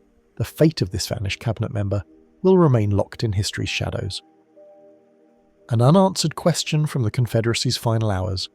Beneath the hot Georgia sun, the earth at Andersonville prison was dry and cracked, its pale clay the colour of old bone. The prison, officially known as Camp Sumter, sprawled as a rough rectangle of log stockade walls, enclosing tens of thousands of Union prisoners of war. Inside, the ground was churned into mud in places, dust in others, and the stench of overcrowding hung heavy in the air. Yet somewhere beneath this grim surface, hidden from the guards' eyes, lay a secret network of tunnels, escape routes dug by desperate hands that to this day remain shrouded in mystery. Andersonville was notorious for its brutal conditions. Designed to hold 10,000 prisoners, it often contained more than 3 times that number. Food was scarce, disease rampant, and the guards, Confederate soldiers under strict orders, watched the perimeter constantly. The deadline, a line marked by wooden posts several feet inside the stockade, was a lethal boundary. Any prisoner who crossed it risked being shot on sight. In this environment, escape seemed almost impossible. Yet men still tried, driven by the faint hope of freedom beyond the walls. Tunneling became one of the most daring methods. Prisoners would begin digging from within their tents or makeshift shelters using spoons, canteens, or bits of wood to loosen the soil. The dirt carried away in pockets or hidden under blankets had to be scattered carefully to avoid detection. Some of these tunnels are recorded in Confederate reports. Their entrances discovered after prisoners made a mistake or were betrayed. Others, however, remain unverified, mentioned only in post-war memoirs, letters, or whispered accounts between survivors. One veteran described a tunnel said to run more than 90 feet, ending just beyond the guard line, its roof reinforced with scavenged sticks. Another spoke of a series of shallow shafts that linked together like the veins of some subterranean map, allowing prisoners to pass messages and supplies underground. The biggest mystery is not that tunnels were dug, but how many actually succeeded. Official Confederate records list only a handful of escapes via tunneling from Andersonville, but Union prisoner accounts suggest there may have been far more. Some survivors claim that men vanished in the night, never to be seen again. Whether they reached Union lines, died in the swamps and pine forests beyond, or were recaptured remains unknown. The simplest explanation is that most tunnelers failed to make it far enough. The soil at Andersonville was difficult to work, alternating between hard clay and patches that collapsed easily. The lack of tools made precision digging nearly impossible. Even when tunnels reached outside the stockade, the escapees still had to navigate hostile territory deep in the Confederacy with little food and no maps. Many likely perished or were brought back in chains within days, yet some details defy easy dismissal. In the 20th century, limited archaeological work around the Andersonville site uncovered depressions and soil disturbances consistent with collapsed tunnels, some in places not documented in Confederate records. If these were prisoner-built escape routes, why were they never recorded? Were they simply overlooked, or did they belong to escapes that succeeded and were quietly erased from the official story? Speculative theories push the mystery further. A few researchers have suggested that sympathetic guards or local civilians might have secretly aided certain prisoners, providing tools, information, or safe passage once they emerged from the tunnels. While this would have been a dangerous act of treason in Confederate Georgia, it is not entirely impossible, especially considering that war weariness and divided loyalties did exist in the region. Others believe that some tunnels were deliberately hidden after the war. Andersonville became a symbol of Confederate cruelty in the northern press, and any suggestion that prisoners had successfully outwitted their captors might have been seen as diminishing that narrative. This theory remains controversial and is not supported by direct evidence, but it reflects how the prison's legacy became entwined with politics and memory. Standing on the site today, the landscape is quiet, the grass well kept, and the stockade walls partially reconstructed for visitors. Yet beneath the surface, the ground may still hold the remains of undiscovered tunnels, collapsed shafts, buried tools, and the traces of desperate human effort. Archaeologists tread carefully here, both out of respect and because the soil may yet guard its secrets. Were these tunnels acts of sheer determination that ended in tragedy? Or did some lead to freedom and lives lived out far from the war's reach? Did more men escape than official history admits? Their stories lost because they chose not to be found. Until the earth yields more of its evidence, the escape tunnels of Andersonville will remain an enigma. Narrow, airless corridors of hope and danger, their full stories still hidden in the clay. On a quiet rise in eastern Virginia, the fields of Malvern Hill roll gently toward the James River. The grass sways in the breeze, and the only sounds are the calls of distant birds and the rustle of leaves.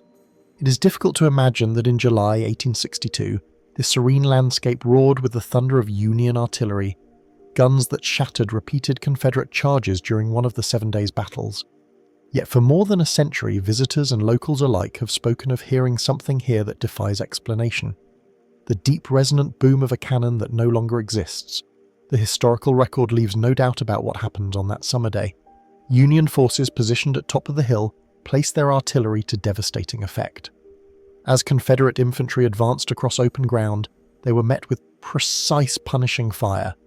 The volume of gunfire was so great that survivors recalled the earth shaking beneath them, the sound rolling for miles. By nightfall, the field was littered with the dead and wounded, and the Union Army had secured a costly but decisive defensive victory. Today, the actual guns are long gone. The earthworks have softened with time, the trenches now shallow impressions in the soil. Yet there are persistent stories, some dating back to the late 19th century, of people hearing the report of a single cannon blast echo across the hill, often on calm days when no reenactments or ceremonial firings were taking place. The simplest explanation is that these phantom sounds are natural. The terrain here, with its ridges and open expanses, can carry noises from miles away. Hunters' rifles, quarries' blasts, or even construction detonations could, under certain conditions, produce echoes that resemble the boom of artillery. But witnesses familiar with the area often insist that what they heard was distinct, lower in tone, with the long, rolling resonance of a Civil War-era field piece. Some accounts come from park staff and military historians who have spent years on the site. One ranger described standing near the old Union gun line on an overcast afternoon when a single powerful boom seemed to erupt from the air itself. He saw no smoke, no movement, only the ripple of startled birds taking flight. Others have reported hearing the sound while walking the trails, sometimes followed by what they describe as a faint metallic clatter, as though a cannonball had struck far away. Then there are the more unsettling claims. A few visitors have reported that the blast seemed unnaturally close, so close that they expected to see a gun crew standing before them, only for the field to remain empty and still. On rare occasions, these reports have been accompanied by the smell of burnt powder lingering for several seconds before fading into the breeze. Speculation inevitably moves toward the supernatural. Some believe the phantom cannon is an echo of the past, a kind of auditory imprint left by the ferocity of the battle. This idea, while outside conventional science, is rooted in the notion that certain events leave traces in the environment, replaying under specific conditions like a natural recording. Others lean toward a more symbolic interpretation that the cannon's boom is a reminder not of any single shot, but of the moment when Malvern Hill became forever tied to the memory of sacrifice and violence. A few theorists push the mystery further still. They point out that in the chaos of the battle, not all shots were accounted for. Could the phantom be the echo of a single misfired or lost round repeating itself across time? While this notion appeals to the imagination, it rests on no physical evidence.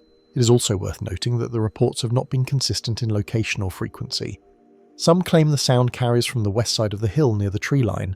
Others hear it closer to the open slopes facing the Confederate approach. The timing varies as well.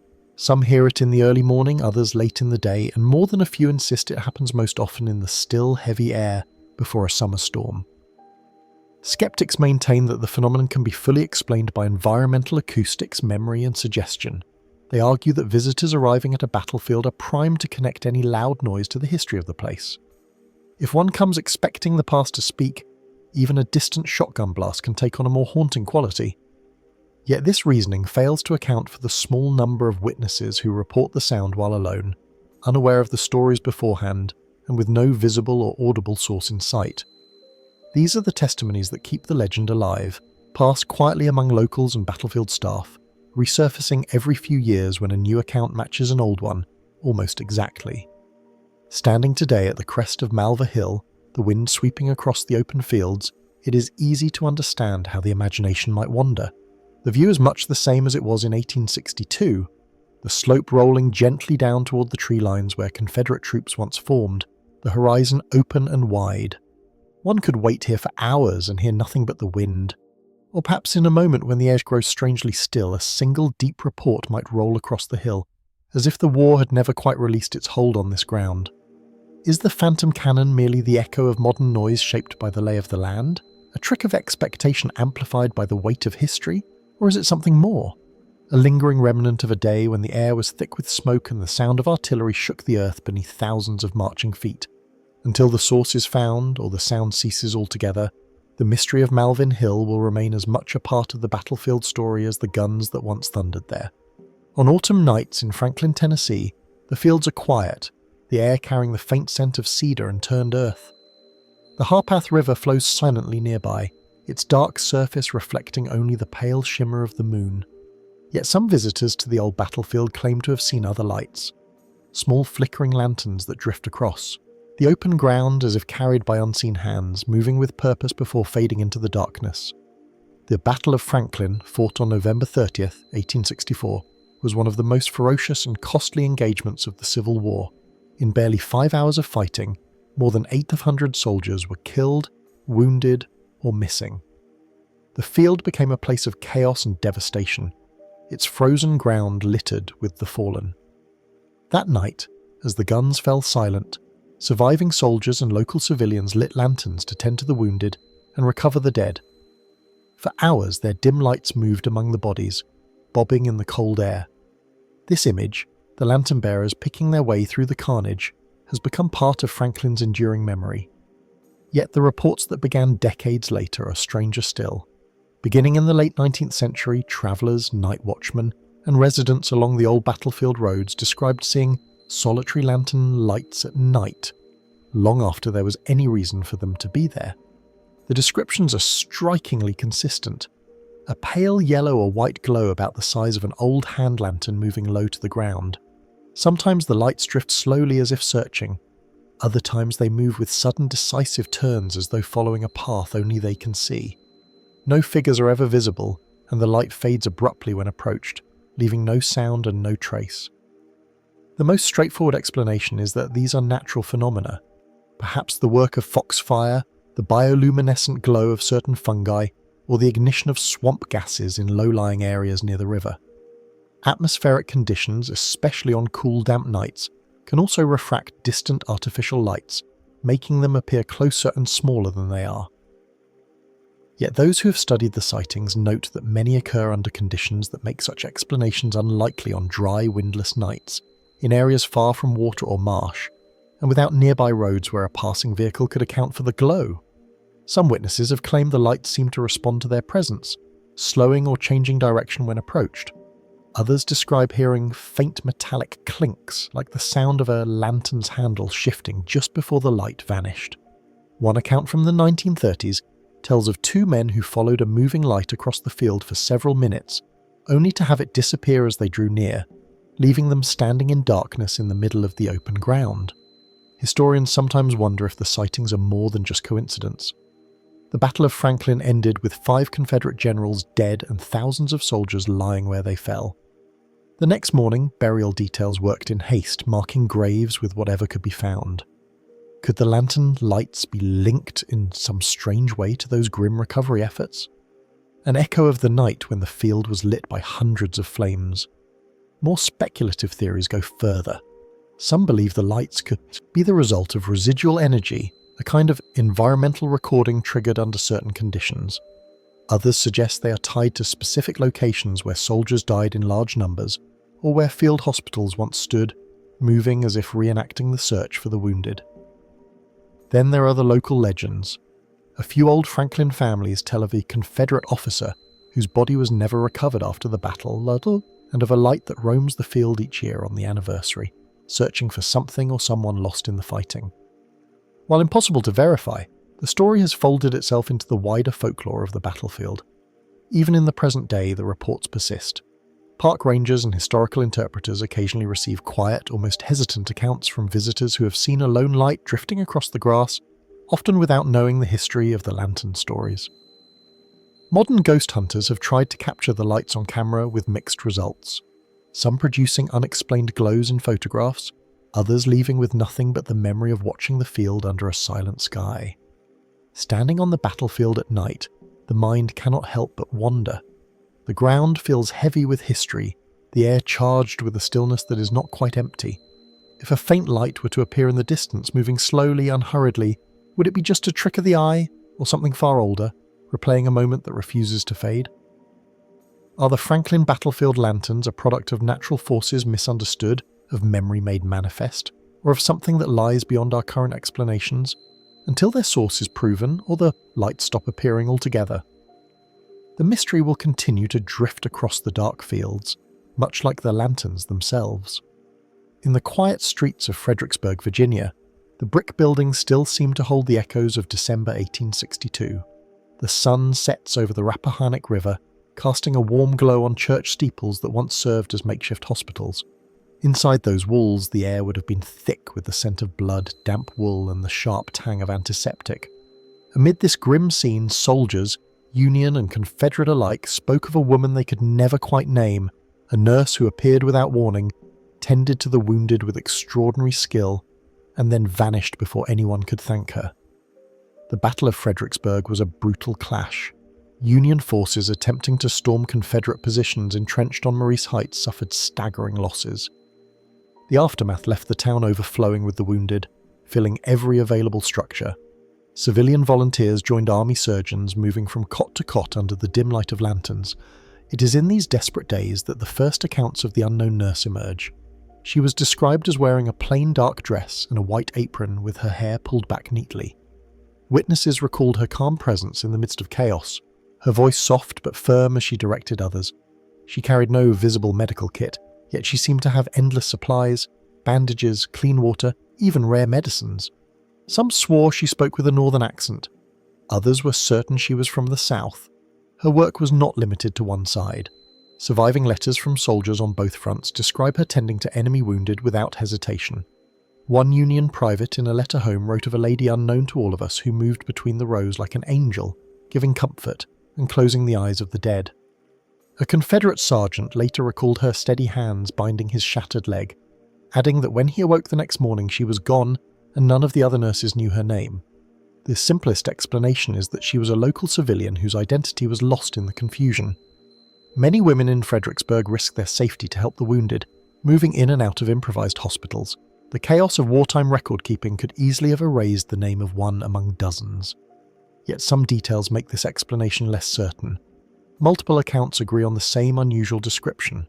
Her clothing unsoiled despite the filthy conditions, her sudden appearances in rooms where no one had seen her enter, and her habit of working alone vanishing before dawn. A Union surgeon writing years later remarked that he could never explain how she had reached certain patients in the hours immediately after the battle, when streets were blocked by rubble and sniper fire made movement dangerous. Folklore has taken the story further, suggesting that the unknown nurse was not a mortal woman at all. Some liken her to battlefield apparitions reported elsewhere, figures who appear only in moments of great suffering, aiding the living before fading into thin air. While such claims belong to the realm of legend, they persist, perhaps because the nurse's story contains no clear beginning or end. Another theory ties her to the organised efforts of female relief workers like Clara Barton or the Sisters of Charity. Could she have been a trained nurse travelling incognito to avoid military restrictions on women in combat zones? If so, she may have used a false name or none at all to move freely between Union and Confederate lines. In that case, her anonymity might have been deliberate, a means of continuing her work without political entanglements. There are also whispers of a more personal motive. A handful of speculative accounts suggest she may have been searching for someone, a husband, a brother, a son among the wounded, staying long enough to help others while quietly looking for a familiar face. If she found what she sought, or if she did not, it could explain her sudden and permanent disappearance. Today, Fredericksburg embraces its Civil War history, and the story of the unknown nurse lingers in its historical societies and among battlefield guides. Some visitors claim that in certain church buildings, once used as hospitals, they have felt a cool draft or heard the faint rustle of skirts even when alone. In the dim light of restored interiors, it is not hard to imagine a figure moving silently between the CS, her face half lit by a flickering lantern. Was she simply one of many unrecorded women who answered the call of compassion? Her name lost in the fog of war, a trained nurse operating under secrecy, or something more mysterious, a presence drawn to that place and time for reasons beyond our understanding. Until a diary emerges, a forgotten letter is found, or some long-buried roster of civilian volunteers is uncovered. The unknown nurse of Fredericksburg will remain just that, unknown. Her story suspended between history and legend. Morning mist clings to the gentle curve of Antietam Creek, where the old Burnside Bridge still arches gracefully over the water. Its pale stonework, weathered by more than a century and a half, bears silent witness to one of the bloodiest days in American history. On September 17, 1862, this tranquil span became a deadly bottleneck, a choke point where Union troops tried again and again to cross, only to be driven back by a small but determined force of Confederate riflemen positioned on the high bluffs beyond. Among those defenders, history speaks of one marksman in particular, a sniper whose accuracy and persistence became the stuff of battlefield legend. Accounts tell of a single shooter who for hours picked off advancing Union soldiers with unnerving precision, often from distances that seemed impossible with the rifles of the era. Eyewitnesses claim that his shots were so well timed, so deliberate, that he seemed to anticipate where a man would step before he took the fatal bullet. The official records of the battle mention Confederate sharpshooters defending the bridge, but none identify a lone figure responsible for the most deadly fire.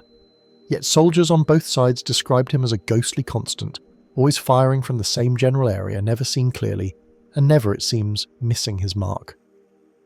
Some Union veterans swore they could remember the sound of his rifle, a sharp crack that carried differently than the others, distinct even amid the chaos. The most accepted explanation is that the Burnside Bridge sniper was simply one of several skilled Confederate marksmen, perhaps a hunter from the surrounding countryside accustomed to making accurate shots from high ground. Rural Maryland and Virginia were home to men who had grown up with a rifle in their hands, and the hilly terrain gave defenders a strong natural advantage. From this perspective, the sniper story becomes less a mystery than a testament to deadly skill in the right conditions. But not all the details fit neatly. Union officers reported that the sniper continued firing long after nearby Confederate positions had been overrun or forced to withdraw. In one particularly strange account, a soldier claimed to have spotted a figure slipping away into the treine during a lull, only for the shots to resume from the same high bluff minutes later, as if the man had never moved.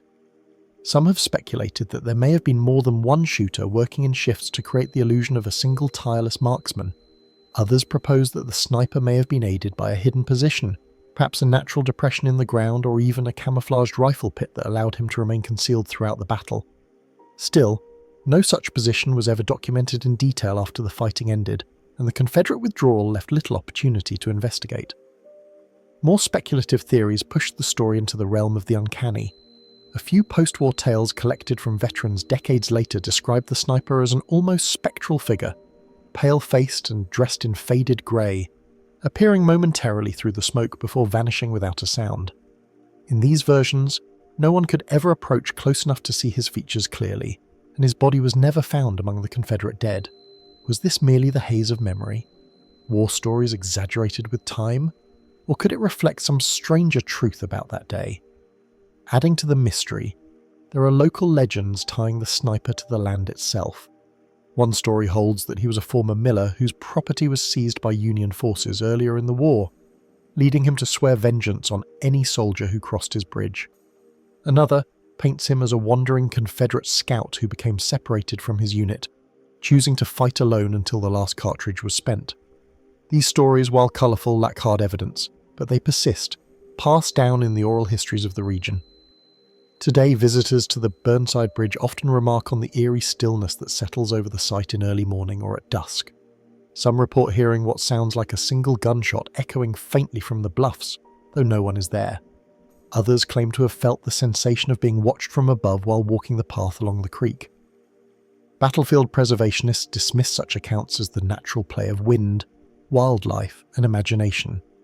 Yet for those who know the story, it is hard not to glance toward the ridgeline and wonder, was the Burnside Bridge sniper merely an extraordinarily skilled rifleman whose name slipped through the cracks of history? A combination of several men's actions condensed into one enduring battlefield legend? Or could there have been something or someone more elusive at work that day? The high ground still stands silent, its grasses swaying where rifle barrels once glinted in the sun. The bridge remains solid as ever, a timeless arc between two banks, and in the mind's eye, one can almost see a figure prone in the shadows above, steadying his aim, patient, unseen, waiting for the next man to step into view.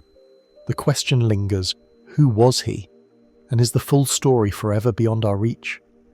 In a quiet corner of what was once a sprawling Confederate medical complex, the air feels thick with the weight of memory. The building is long gone, its walls dismantled, its roof collapsed into dust, but the ground itself still bears faint impressions where tents once stood, and pathways were worn by the endless shuffle of boots. Here, thousands of soldiers passed through in the final years of the war, broken, fevered, and clinging to life. And somewhere within these grounds, history insists there once existed a meticulous set of records, the official hospital ledgers of the Confederate Medical Service. These were not ordinary documents compiled with painstaking care. They listed the names of the wounded, the treatments attempted, the medicines administered, and the surgeons responsible. They recorded which injuries proved survivable and which turned fatal, tracing the ebb and flow of disease, amputation, and recovery. More than just a ledger, they were a map of human endurance and tragedy. Then, without warning, they vanished. The last confirmed mention of the Confederate hospital records appears in 1865 as Union forces advanced deep into the South. Witnesses claim that the ledgers, bound in heavy leather, their pages filled with neat slanted script, were packed into crates alongside other medical stores. From there, the trail grows faint. Some accounts suggest they were loaded onto a wagon bound for Richmond, meant to be preserved with other government archives. Others placed them on a train heading south away from the fighting in the desperate final days before the Confederate collapse. Mainstream historians have often attributed their loss to the chaos of the war's closing months. Supply lines broke down, records were abandoned, destroyed, or hastily hidden to prevent them from falling into Union hands. Fires, whether accidental or deliberate, consumed countless Confederate archives in the last weeks of the Confederacy. In this telling, the hospital records were simply one more casualty of destruction, lost forever in the smoke of a dying cause. Yet certain details complicate this explanation. For one, there were claims in the 1870s that fragments of the records had surfaced in private collections. Odd, incomplete sections listing only a handful of patients or a single regiment's casualties. How could parts of the ledger survive if the whole had been destroyed? Some researchers have wondered if the records were deliberately concealed rather than lost. What if they contained information the Confederate leadership or individual surgeons wanted hidden? The ledgers might have revealed mistakes in treatment, falsified survival rates, or the use of experimental procedures on unwilling patients. They may even have included sensitive notes about soldiers whose injuries exposed secret missions or espionage activity. Theories drift further into speculation when local legends enter the picture. In one small town that once hosted a Confederate hospital, a story persists of awe. Buried trunks sealed in tar and hidden beneath the floorboards of an abandoned house. The house was demolished in the early 20th century, and whatever was hidden there, if anything, was never recovered. Could this have been one of the missing crates? Others point to the possibility of Union confiscation. During the post-war years, Northern medical institutions sought Confederate records for study, hoping to understand wartime injuries and treatments. Some documents were indeed seized, catalogued, and later misplaced in vast government archives. If the hospital records reached such a collection, they may still lie misfiled in some forgotten corner, indistinguishable from other 19th century paperwork. And then there are the more unusual claims. Letters from the late 1800s suggesting that portions of the records were sold to private buyers, possibly to families seeking information about lost relatives. In an age before organised archives, it is not impossible that such valuable personal histories were broken apart and scattered. Each page a separate clue lost to time. Today, the absence of these records leaves a gap in Civil War history that is more than academic. Without them, entire medical narratives are missing. We cannot fully trace the journey of certain regiments through the hospitals, nor accurately measure the toll of disease compared to battlefield wounds. We cannot follow the arc of medical innovation or malpractice within the Confederate ranks. Standing on the grassy field where one of these hospitals once operated, it's easy to imagine the scene.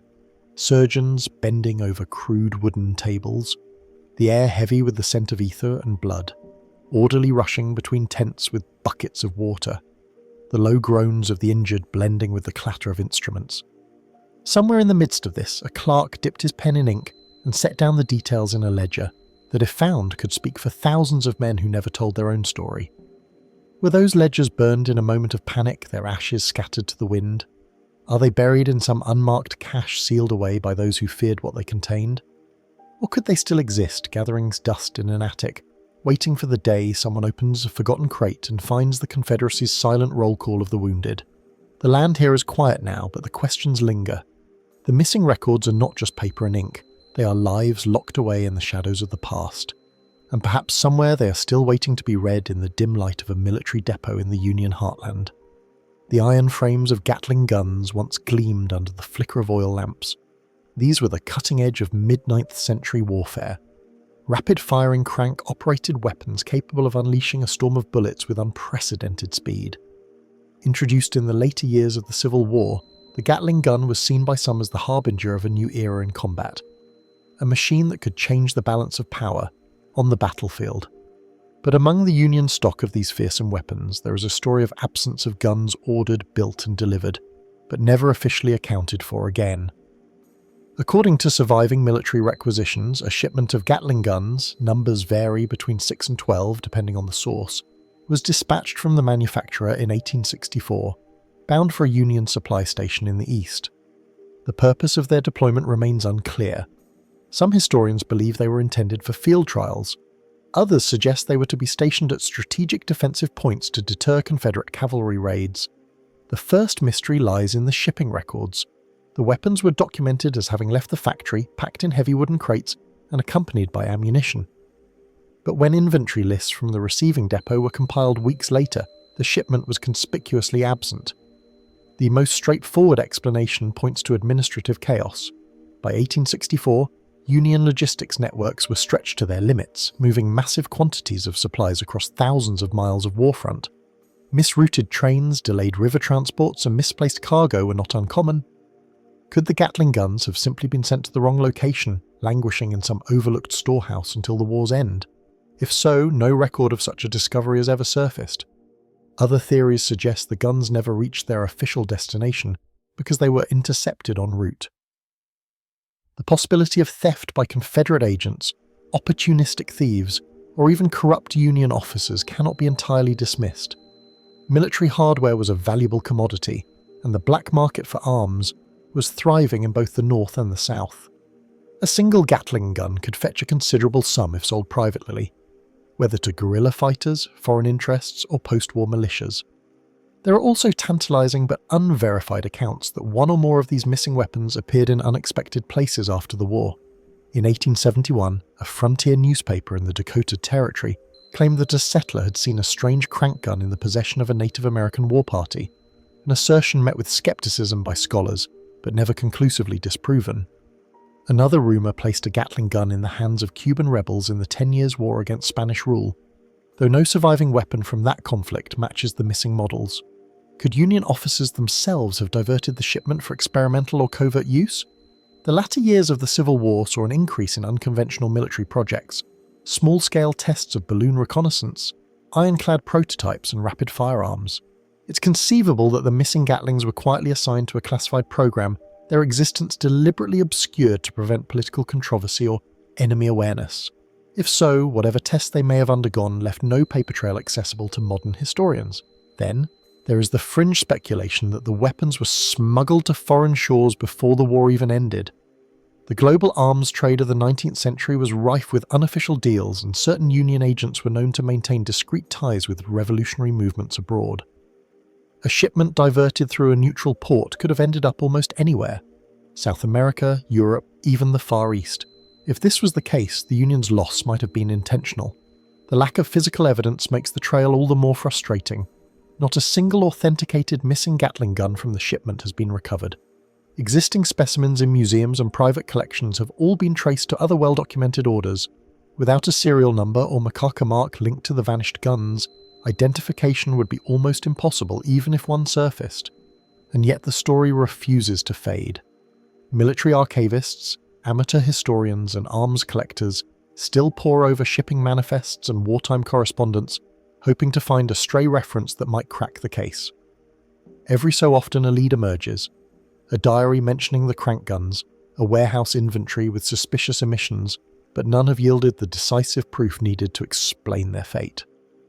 Standing in a modern-day armory or museum display, one can see the Gatling gun for what it was in its time: a marvel of engineering, a precursor to the mechanized warfare of the 20th century.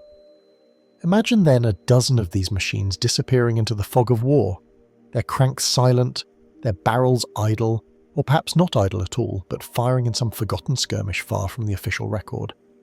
Were they victims of simple bureaucratic mishandling, lost to the shuffle of war? Were they stolen and sold, their barrels turned against unknown enemies on distant soil? Or are they still out there, hidden away in some barn, cellar, or rusted ruin, the last survivors of a mystery that began over 150 years ago? Somewhere perhaps a crate still lies unopened, its contents untouched since the day they left the factory. A time capsule of the Civil War's most advanced weaponry until it is found. The missing Gatling guns remain an enigma locked in the shadows between history and speculation. In the quiet, climate-controlled darkness of a military archive, rows of archival boxes and linen-wrapped bundles hold the remnants of regimental history. Tattered uniforms, rusted bayonets, and faded silk flags that once rippled over battle lines. Yet among these preserved relics, one banner remains conspicuously absent. The battle flag of the 20th Maine, the regiment who stand on Little Round Top during the Battle of Gettysburg, became one of the most celebrated moments in Union history. The flag, described in period accounts as deep blue with the state coat of arms stitched in gold and silver thread, had been carried through fire and smoke, its fabric riddled with bullet holes and stained by the rain and dust of long campaigns. It was more than a symbol. It was a witness to the regiment's defining moment when Colonel Joshua Lawrence Chamberlain's men repelled repeated Confederate assaults and in a desperate maneuver charged down the hillside with fixed bayonets. For years after the war, the flag was reportedly kept with great reverence, displayed during regimental reunions and parades. Photographs from the late 19th century show veterans of the 20th Maine posing proudly with it, the faded silk still bearing the scars of combat. Then sometime in the early 1900s, the flag disappears from the record. The most straightforward explanation is that it was misplaced during a transfer of historical materials. Many regimental relics were eventually turned over to state governments or historical societies, and cataloguing practices at the time were inconsistent. Could the 20th Maine's flag have simply been stored in the wrong box, its identity forgotten as generations passed? Yet archivists have combed through Maine's collections as well as private holdings without finding it. Even fragmentariary pieces common for Civil War flags that were often cut into keepsakes by veterans have failed to match its description. Some historians speculate that the flag may have been intentionally removed from public custody. In the years following the war, the 20th Maine achieved near mythic status, and its relics became highly sought after. It is not impossible that a veteran or the family of one quietly claimed the flag as a personal memento. Such acts, while technically unauthorized, were not unheard of at the time. If the flag did enter private hands, it might still exist, folded in a trunk in an attic, far from the eyes of historians. There was also the possibility of theft. By the turn of the century, Civil War memorabilia had become valuable commodities in the collector's market. Unscrupulous dealers sometimes bribed or deceived caretakers to gain access to storage rooms, removing items with the promise of temporary display that never returned. If the 20th Maine's flag was taken in such a way, it may have changed hands many times over the decades, its provenance obscured to protect its possessors. More unusual theories suggest that the flag could have been deliberately destroyed. Some veterans saw their battle flags as sacred objects that should not decay into ragged ruin. There are recorded cases of flags being burned or buried in ceremonial fashion rather than left to deteriorate in storage. Could an aging veteran of the regiment have decided that no one else should hold the banner, that its final resting place should be known only to those who served under it? The question is complicated by contradictory accounts in regimental histories. One memoir claims that the flag was still in possession of the unit's survivors as late as 1912, displayed at a reunion. Another source, published just a few years later, refers to it in the past tense as though it were already gone. Neither explains what happened in the intervening time. In the decades since, researchers have traced every surviving artifact connected to the regiment, from Chamberlain's sword to individual soldiers' diaries, yet the flag remains conspicuously absent. Museums across the country have been contacted, private collections discreetly investigated, and auction records combed, but no confirmed sighting has surfaced. Occasionally rumours flare up. A Maine antique dealer claims to have seen a Gettysburg flag in a client's possession. An elderly collector in the Midwest boasts of owning the real Little Round Top banner.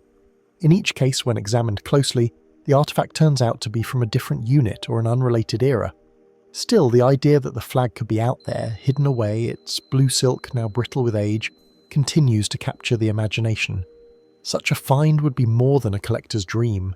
It would be a tangible link to one of the Civil War's most pivotal moments, a physical reminder of the courage and desperation that turned the tide on a July afternoon in 1863. But if it exists, where might it be? In a dusty attic in Maine, tucked inside an old cedar chest, locked in a bank vault known only to the descendants of a veteran who took it home? Or does it lie buried in the earth, its colours long faded in some forgotten spot, chosen for secrecy rather than celebration?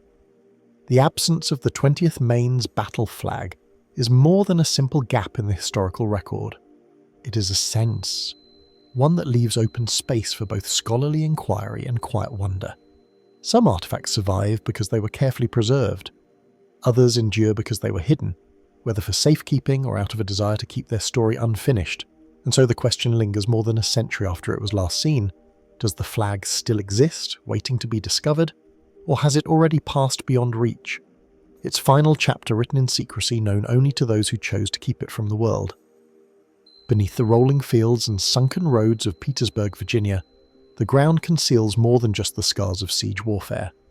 Here, amid grassy embankments and weathered earthworks, there are whispered stories of a forgotten passageway, a Civil War tunnel, not the famous one dug by Union forces for the Battle of the Crater, but another, more elusive construction, whose location has never been definitively confirmed. The Siege of Petersburg lasted more than 9 grueling months between 1864 and 1865, turning the area into a labyrinth of trenches, redoubts, and fortifications. The known Union tunnel, painstakingly excavated by the 48th Pennsylvania Infantry beneath Confederate lines, ended in one of the most infamous explosions of the war. But this other tunnel, spoken of in fragments by veterans and hinted at in obscure wartime reports, was said to have been part of a more covert operation, its purpose cloaked in secrecy. The earliest references appear in post-war memoir where soldiers recall hearing of a Confederate countermine beneath the city itself. Some accounts describe it as an unfinished defensive measure intended to allow troops to move unseen between strong points or to plant explosives under potential breach points. Others claim it was a smuggling route built not by the military but by civilians seeking to move food, medicine, and even messages between the besieged city and the Confederate lines beyond. The very idea is plausible. Petersburg's strategic location made it a crucial supply hub for Richmond, and its defenders were desperate to maintain lines of communication. Digging a hidden tunnel, especially one shielded from artillery fire overhead, would have been a dangerous but potentially vital effort. Yet no firm evidence survives in official Confederate engineering records, which raises the question, was this tunnel deliberately left undocumented? Over the decades, researchers have sought physical proof. Old maps have been scrutinized for inconsistencies. Surveyors have traced depressions in the earth that could indicate collapsed sections. In the early 20th century, a group of amateur historians claimed to have located a bricked-up entrance in a cellar near the city's historic centre. According to their story, the opening descended steeply into darkness, but loose masonry and unstable soil made it too dangerous to explore. The site was reportedly sealed soon after, and as the tale goes, quietly forgotten. More tantalizing are the reports from construction crews working in Petersburg during the 1950s and 1960s. Several workers recalled encountering sections of underground brickwork that did not match the known sewer or drainage systems. These structures, they claimed, were narrow with arched ceilings and packed clay floors. In some cases, the passages seemed to curve deliberately, rather than follow the straight functional lines of utility tunnels. Yet when questioned, city officials dismissed these finds as remnants of older infrastructure unrelated to the Civil War. If a hidden wartime tunnel truly exists, its location is still shrouded in uncertainty. Some theories place it beneath Blandford Cemetery, whose vast expanse provided natural cover for clandestine digging. Others suggest it lies under the historic district's older homes, where basements could have served as discreet access points. A few even believe it may extend beyond the city's wartime limits, linking with rural farmsteads that supported Confederate operations. The absence of conclusive evidence has fueled more speculative interpretations. Could the tunnel have been deliberately destroyed at the war's end to prevent its use by Union occupation forces? Might it have collapsed entirely, leaving nothing but voids deep underground? Or more provocatively, could it still be intact, hidden behind sealed walls or buried entrances, its contents untouched for more than 150 years? Imagining such a place inevitably stirs question. If the tunnel remains undiscovered, what might lie within its darkness? Abandoned tools and lanterns left mid-task. Stashes of munitions or food intended for a siege that ended before they could be used. Or perhaps bundles of documents, personal files, letters, or coded messages that would shed new light on Petersburg's desperate final months. In the absence of definitive answers, the tunnel has become part of Petersburg's layered folklore, a hidden artery running beneath a city that endured one of the Civil War's longest and most brutal engagements. For some, it is a romantic image of resourcefulness under fire. For others, it is a ghost story rooted in the silent, unseen spaces beneath their feet. And yet the question lingers. Somewhere under Petersburg, does a relic of secret wartime engineering still lie sealed in darkness? Its story waiting for the day when a shift in the earth, or a curious hand finally breaks through. In the rolling countryside of Kentucky, where mist clings to the low fields at dawn and ancient oaks cast long shadows over forgotten lanes, there are whispers of a burial unlike any other, a secret interment tied to one of the Confederacy's most daring and notorious cavalry leaders, John Hunt Morgan. His name, etched into Civil War history, is synonymous with speed, audacity and raids that seem to materialize out of nowhere before vanishing into the hills. But the mystery here does not lie in his life. It lies in the fate of some of the men who rode with him, the fabled Morgan's Raiders and the alleged clandestine resting place they were given.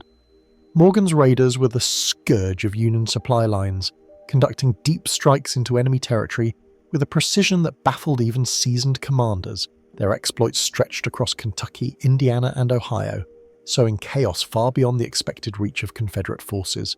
These were men who lived on the edge of discipline and law, sometimes celebrated as heroes, sometimes condemned as outlaws. By the war's final years, many had been captured or killed, their units shattered. Yet some accounts suggest that a select group loyal to the end met a fate that was never recorded in any official ledger.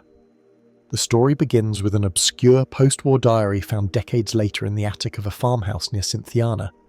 In it, a local farmer recounted an unsettling night in the summer of 1865, when he claimed to have seen a wagon convoy arrive under cover of darkness. The wagons, he wrote, were heavily guarded and covered with tarps. The men who escorted them bore no insignia. But their manner was grave and purposeful.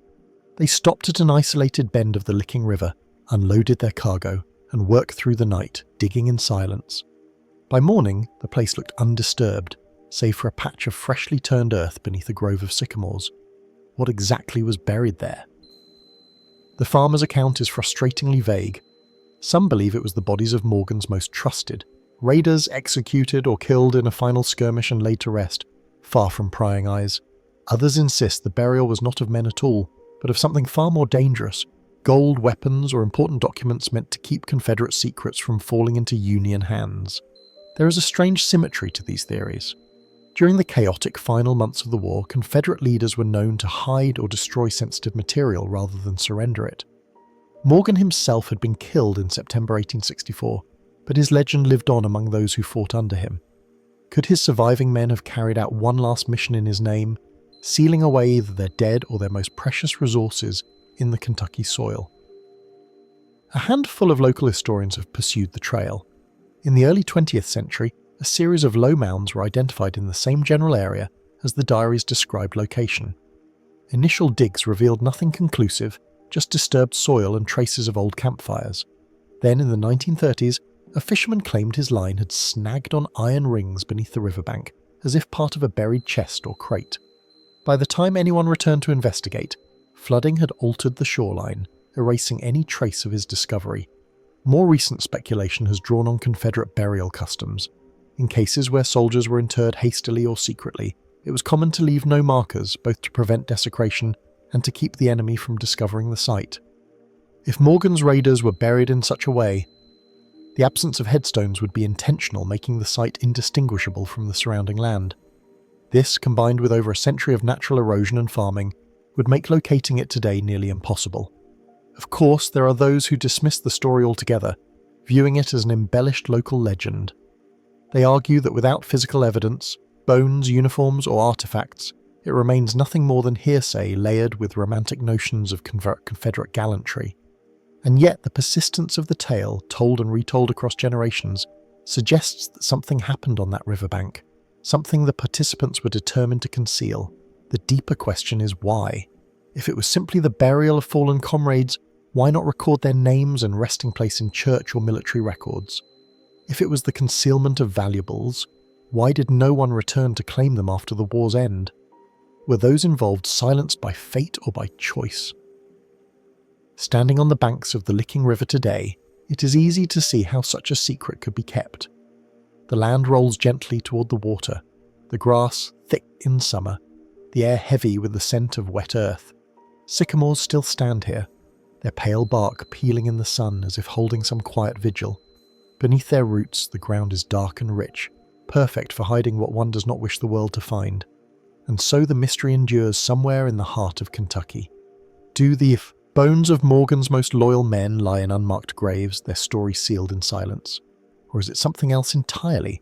Something that, if unearthed, might change our understanding of those turbulent final months of the Civil War.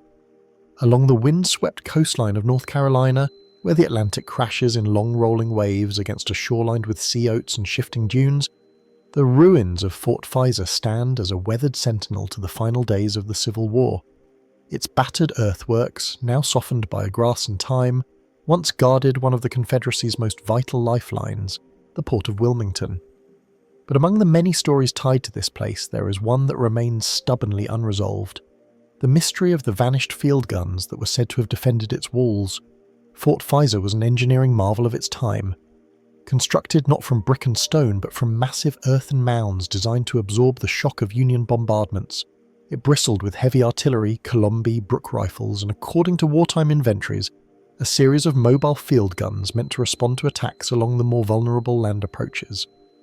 These smaller pieces, maneuverable and quick to position, were a crucial part of the fort's defensive strategy, and yet after the Union's final assault in January 1865, records of several of these guns seemed to vanish into silence.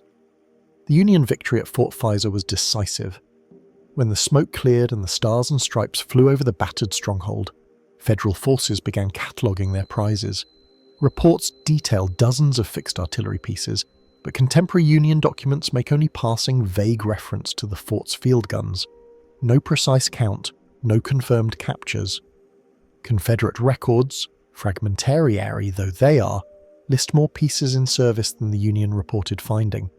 It is as though in the chaotic hours between defeat and surrender, these weapons simply disappeared. Some historians propose a straightforward explanation that the guns were destroyed during the battle itself, their wooden carriages shattered by shell fire, their barrels spiked or buried in the collapsing earthworks. But surviving photographs and engineering drawings of the fort show surprisingly little evidence of such destruction. If the guns had been obliterated, where are the remains? Twisted iron, fractured trunnions, or even fragments. The absence of debris is as puzzling as the absence of the guns themselves. Other theories suggest deliberate concealment. Confederate forces, aware that the fort's fall was inevitable, may have spirited the field guns away during the night, hauling them inland along sandy tracks into the Carolina countryside. Smaller artillery could be dismounted, placed on wagons, and hidden in farm outbuildings or buried beneath layers of earth. But if this happened, no one has ever come forward to claim such a daring salvage operation, and no recovered pieces have been definitively linked to Fort Pfizer. Then there is the possibility, more speculative, that some of the fort's defenders chose not to relinquish their most valuable weapons to the Union at all, instead concealing them for use in an imagined Confederate resurgence.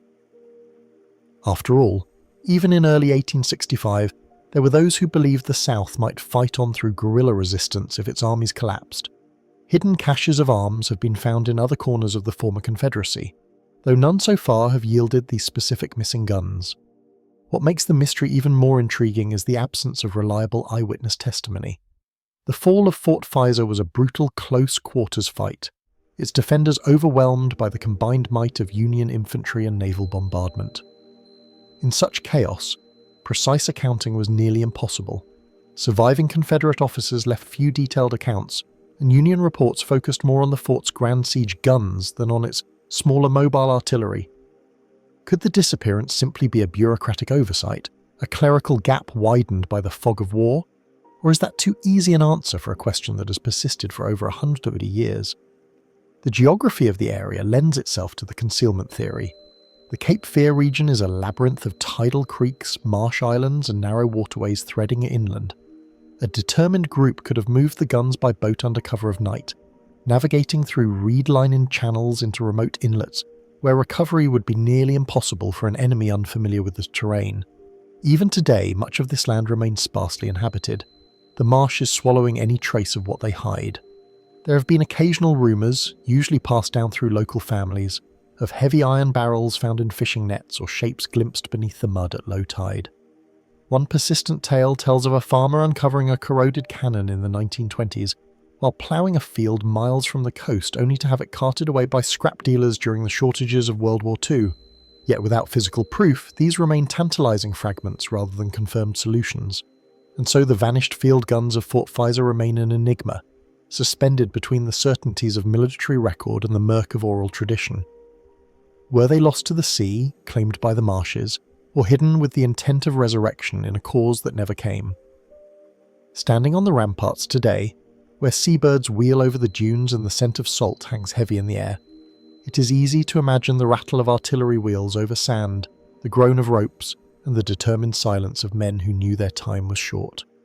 Somewhere beyond these shores, in the marsh or deep in the inland woods, could those weapons still rest untouched since the war's end? Or have they long since rusted away, their mystery preserved only in the absence they left behind? On the banks of the James River in Virginia, where the water flows slow and brown under the weight of history, lies the quiet site of City Point.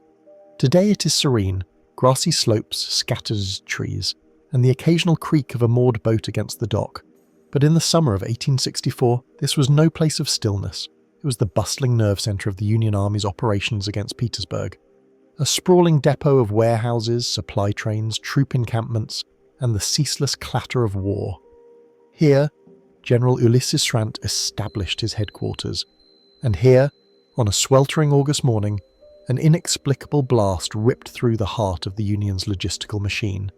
The explosion was sudden, deafening, and devastating. At around 11:45 a.m. on August 9th, a barge loaded with munitions and supplies erupted in a towering column of smoke, fire, and flying debris. Eyewitnesses reported a shockwave that flattened buildings, sent wagons tumbling, and tossed men into the air as if they were rag dolls. Shards of timber and twisted metal rained down across the depot. When the smoke cleared, the scene was one of ruin. Dozens dead, many more injured, and a section of the vital supply line reduced to wreckage. The immediate cause seemed obvious. Something had detonated the barge's cargo of ammunition. But the deeper question, how, has never been answered to complete satisfaction. Theories began almost at once, whispered among the stunned soldiers and sailors picking through the wreckage. The official Union investigation leaned towards sabotage. City Point was a high-value target, and Confederate agents had a history of employing unconventional means to strike behind enemy lines. Among the suspects was a Confederate Secret Service operative named John Maxwell, who according to some accounts claimed after the war to have smuggled an infernal machine into the barge's cargo. This device, a crude time bomb concealed in a wooden box, may have been placed aboard without detection, set to ignite hours later. Yet even with this confession, doubts remain. No such device was recovered, and no direct physical evidence tied Maxwell to the act beyond his own statements given years after the war's end. Could his story have been an attempt to inflate his own reputation, a boast made to secure notoriety among former Confederates? Or was it a genuine admission of one of the most audacious acts of sabotage in the conflict? Some historians have pointed to the possibility of an accident. With vast amounts of gunpowder, shells, and other explosives constantly moving through the depot, the margin for error was razor thin. A single dropped shell, a careless spark, or a smouldering ember from a nearby fire could have set off the chain reaction. In the frenzied atmosphere of City Point, where thousands laboured under the constant stress of supplying a massive army, an accidental ignition was far from impossible. But if it was an accident, why did the official reports tread so lightly on the theory, preferring the notion of enemy sabotage? Was it a matter of morale, a desire to frame the disaster as the work of an enemy rather than a fatal Union error? Then there are the more fringe suggestions whispered in the decades after the war. Some claim the blast was not the work of Confederate agents or mere mishap, but of shadowy figures seeking to disrupt the Union's advance for motives entirely separate from the war's larger cause. Perhaps profiteers fearing the war's end would disrupt their lucrative supply contracts, or foreign agents looking to extend the conflict. Such ideas are speculative at best, but their persistence speaks to the depth of the mystery and the human need to find meaning in unexplained catastrophe. The geography of City Point only deepens the intrigue. The depot sat on a narrow spit of land where the Appomattox and James Rivers meet, surrounded by the water on three sides. To smuggle a bomb into such a closely guarded hub would require either intimate knowledge of Union security or the cooperation, witting or unwitting, of someone inside. How porous were the lines between Union forces, local civilians, and the occupied southern population during the siege? Could Confederate sympathizers have been working within the Union depot itself? The aftermath of the blast was as telling as the explosion itself. Within days, the Union depot was back in operation, repaired with a remarkable speed. Grant himself seemed determined not to let the disaster derail the Petersburg campaign. But in the rush to restore order and function, questions may have been left unanswered, evidence overlooked, and witnesses left unheard. Over time, the memory of the City Point explosion faded from the national consciousness, overshadowed by the larger battles that followed. Yet for those who study the war's lesser-known episodes, it remains an enigma. A moment when, in the heart of the Union war effort, destruction came suddenly, left no clear perpetrator, and vanished into the fog of history. Standing on the riverbank today with the sun glinting off the slow-moving water, it is hard to reconcile this quiet with the chaos of that day. Somewhere beneath the currents, beneath layers of silt and time, might lie fragments of the barge or traces of the device, if such a device ever existed. Were they placed there by the hand of a cunning saboteur, or were they the result of human error, amplified by the hazards of war? And if the truth was known, was it buried deliberately to serve purposes we may never fully understand, along the windswept coast of North Carolina, where dunes shift under the pole of the Atlantic, and salt spray lingers in the air? The remnants of Fort Pfizer lie partially reclaimed by time. The once mighty Gibraltar of the South was a sprawling earthen fortress, its sandy ramparts bristling with heavy artillery that guarded the Cape Fear River and the Confederate supply line to Wilmington. In January 1865, this fortress fell after two brutal Union assaults, marking a decisive blow to the Confederacy's ability to sustain its war effort. But while the battle is well documented, a peculiar and enduring mystery emerged in its aftermath. The disappearance of several of Fort Fisher's field guns, substantial pieces of artillery that, according to the surviving records, should have been there when Union forces took control. These were not small or easily moved weapons. Field guns of the period weighed hundreds, sometimes thousands of pounds, mounted on heavy carriages and requiring teams of men or draft animals to transport. Union inventories taken shortly after the fort's capture note fewer pieces of artillery than Confederate records had listed in the months prior. A handful of guns, enough to be noticed, but not so many as to raise immediate alarm, seemed to have simply vanished. The first explanation offered was straightforward. Perhaps the missing pieces had been moved before the battle, redeployed to other defensive positions up the Cape Fear. Yet no clear evidence of such transfers has been found, and contemporary reports from other nearby forts and batteries make no mention of receiving them. Could these guns have been quietly removed in the days or even hours before the final Union attack? And if so, to what end? Some accounts suggest Confederate troops, knowing defeat was inevitable, may have tried to spirit away the guns to prevent their capture, either by hiding them inland or sinking them in the river or ocean. This was not an uncommon practice. Better to destroy or conceal valuable ordnance than allow the enemy to turn it against you. But here lies the problem. No such hidden caches or submerged guns have ever been found despite later salvage operations and archaeological surveys of the area. Another possibility lies in the chaotic days following the Union victory. Fort Pfizer, like many captured sites, became a hive of activity. Troops moving in, prisoners being processed, supplies being catalogued, and wounded being treated. In such confusion, could some of the guns have been quietly taken for personal profit? The black market for captured weapons, especially in the closing months of the war, was active and lucrative. A few well-placed individuals might have found ways to sell or trade the pieces, breaking them down for scrap or smuggling them to private buyers. Yet the sheer size of the artillery makes this theory problematic. Moving them without notice, even amid the confusion, would have been no small feat. There are also those who lean toward more shadowy possibilities, whispers of foreign involvement. Wilmington had been a critical port for blockade runners, some of whom were connected to British firms supplying the Confederacy. Could the guns have been quietly claimed by these agents, spirited away aboard fast vessels under cover of night before Union control was fully established? If so, their fate may have been sealed far from American shores, melted down or mounted on ships that sailed to distant waters. Archaeologists and historians have revisited the question many times over the decades, combing through period maps, military dispatches, and post-war memoirs. Still, the trail runs cold. No confirmed sightings of the missing guns have surfaced in the years since. Divers exploring the waters off Fort Pfizer have found shipwrecks, munitions, and debris from both the Civil War and later conflicts, but none of the distinctive gun carriages or barrels that match the missing pieces. The absence of hard evidence leaves room for speculation. Could the guns still lie buried somewhere beneath the dunes, entombed in the shifting sands that have swallowed other relics of the fort? The coastline here has changed dramatically since the 1860s.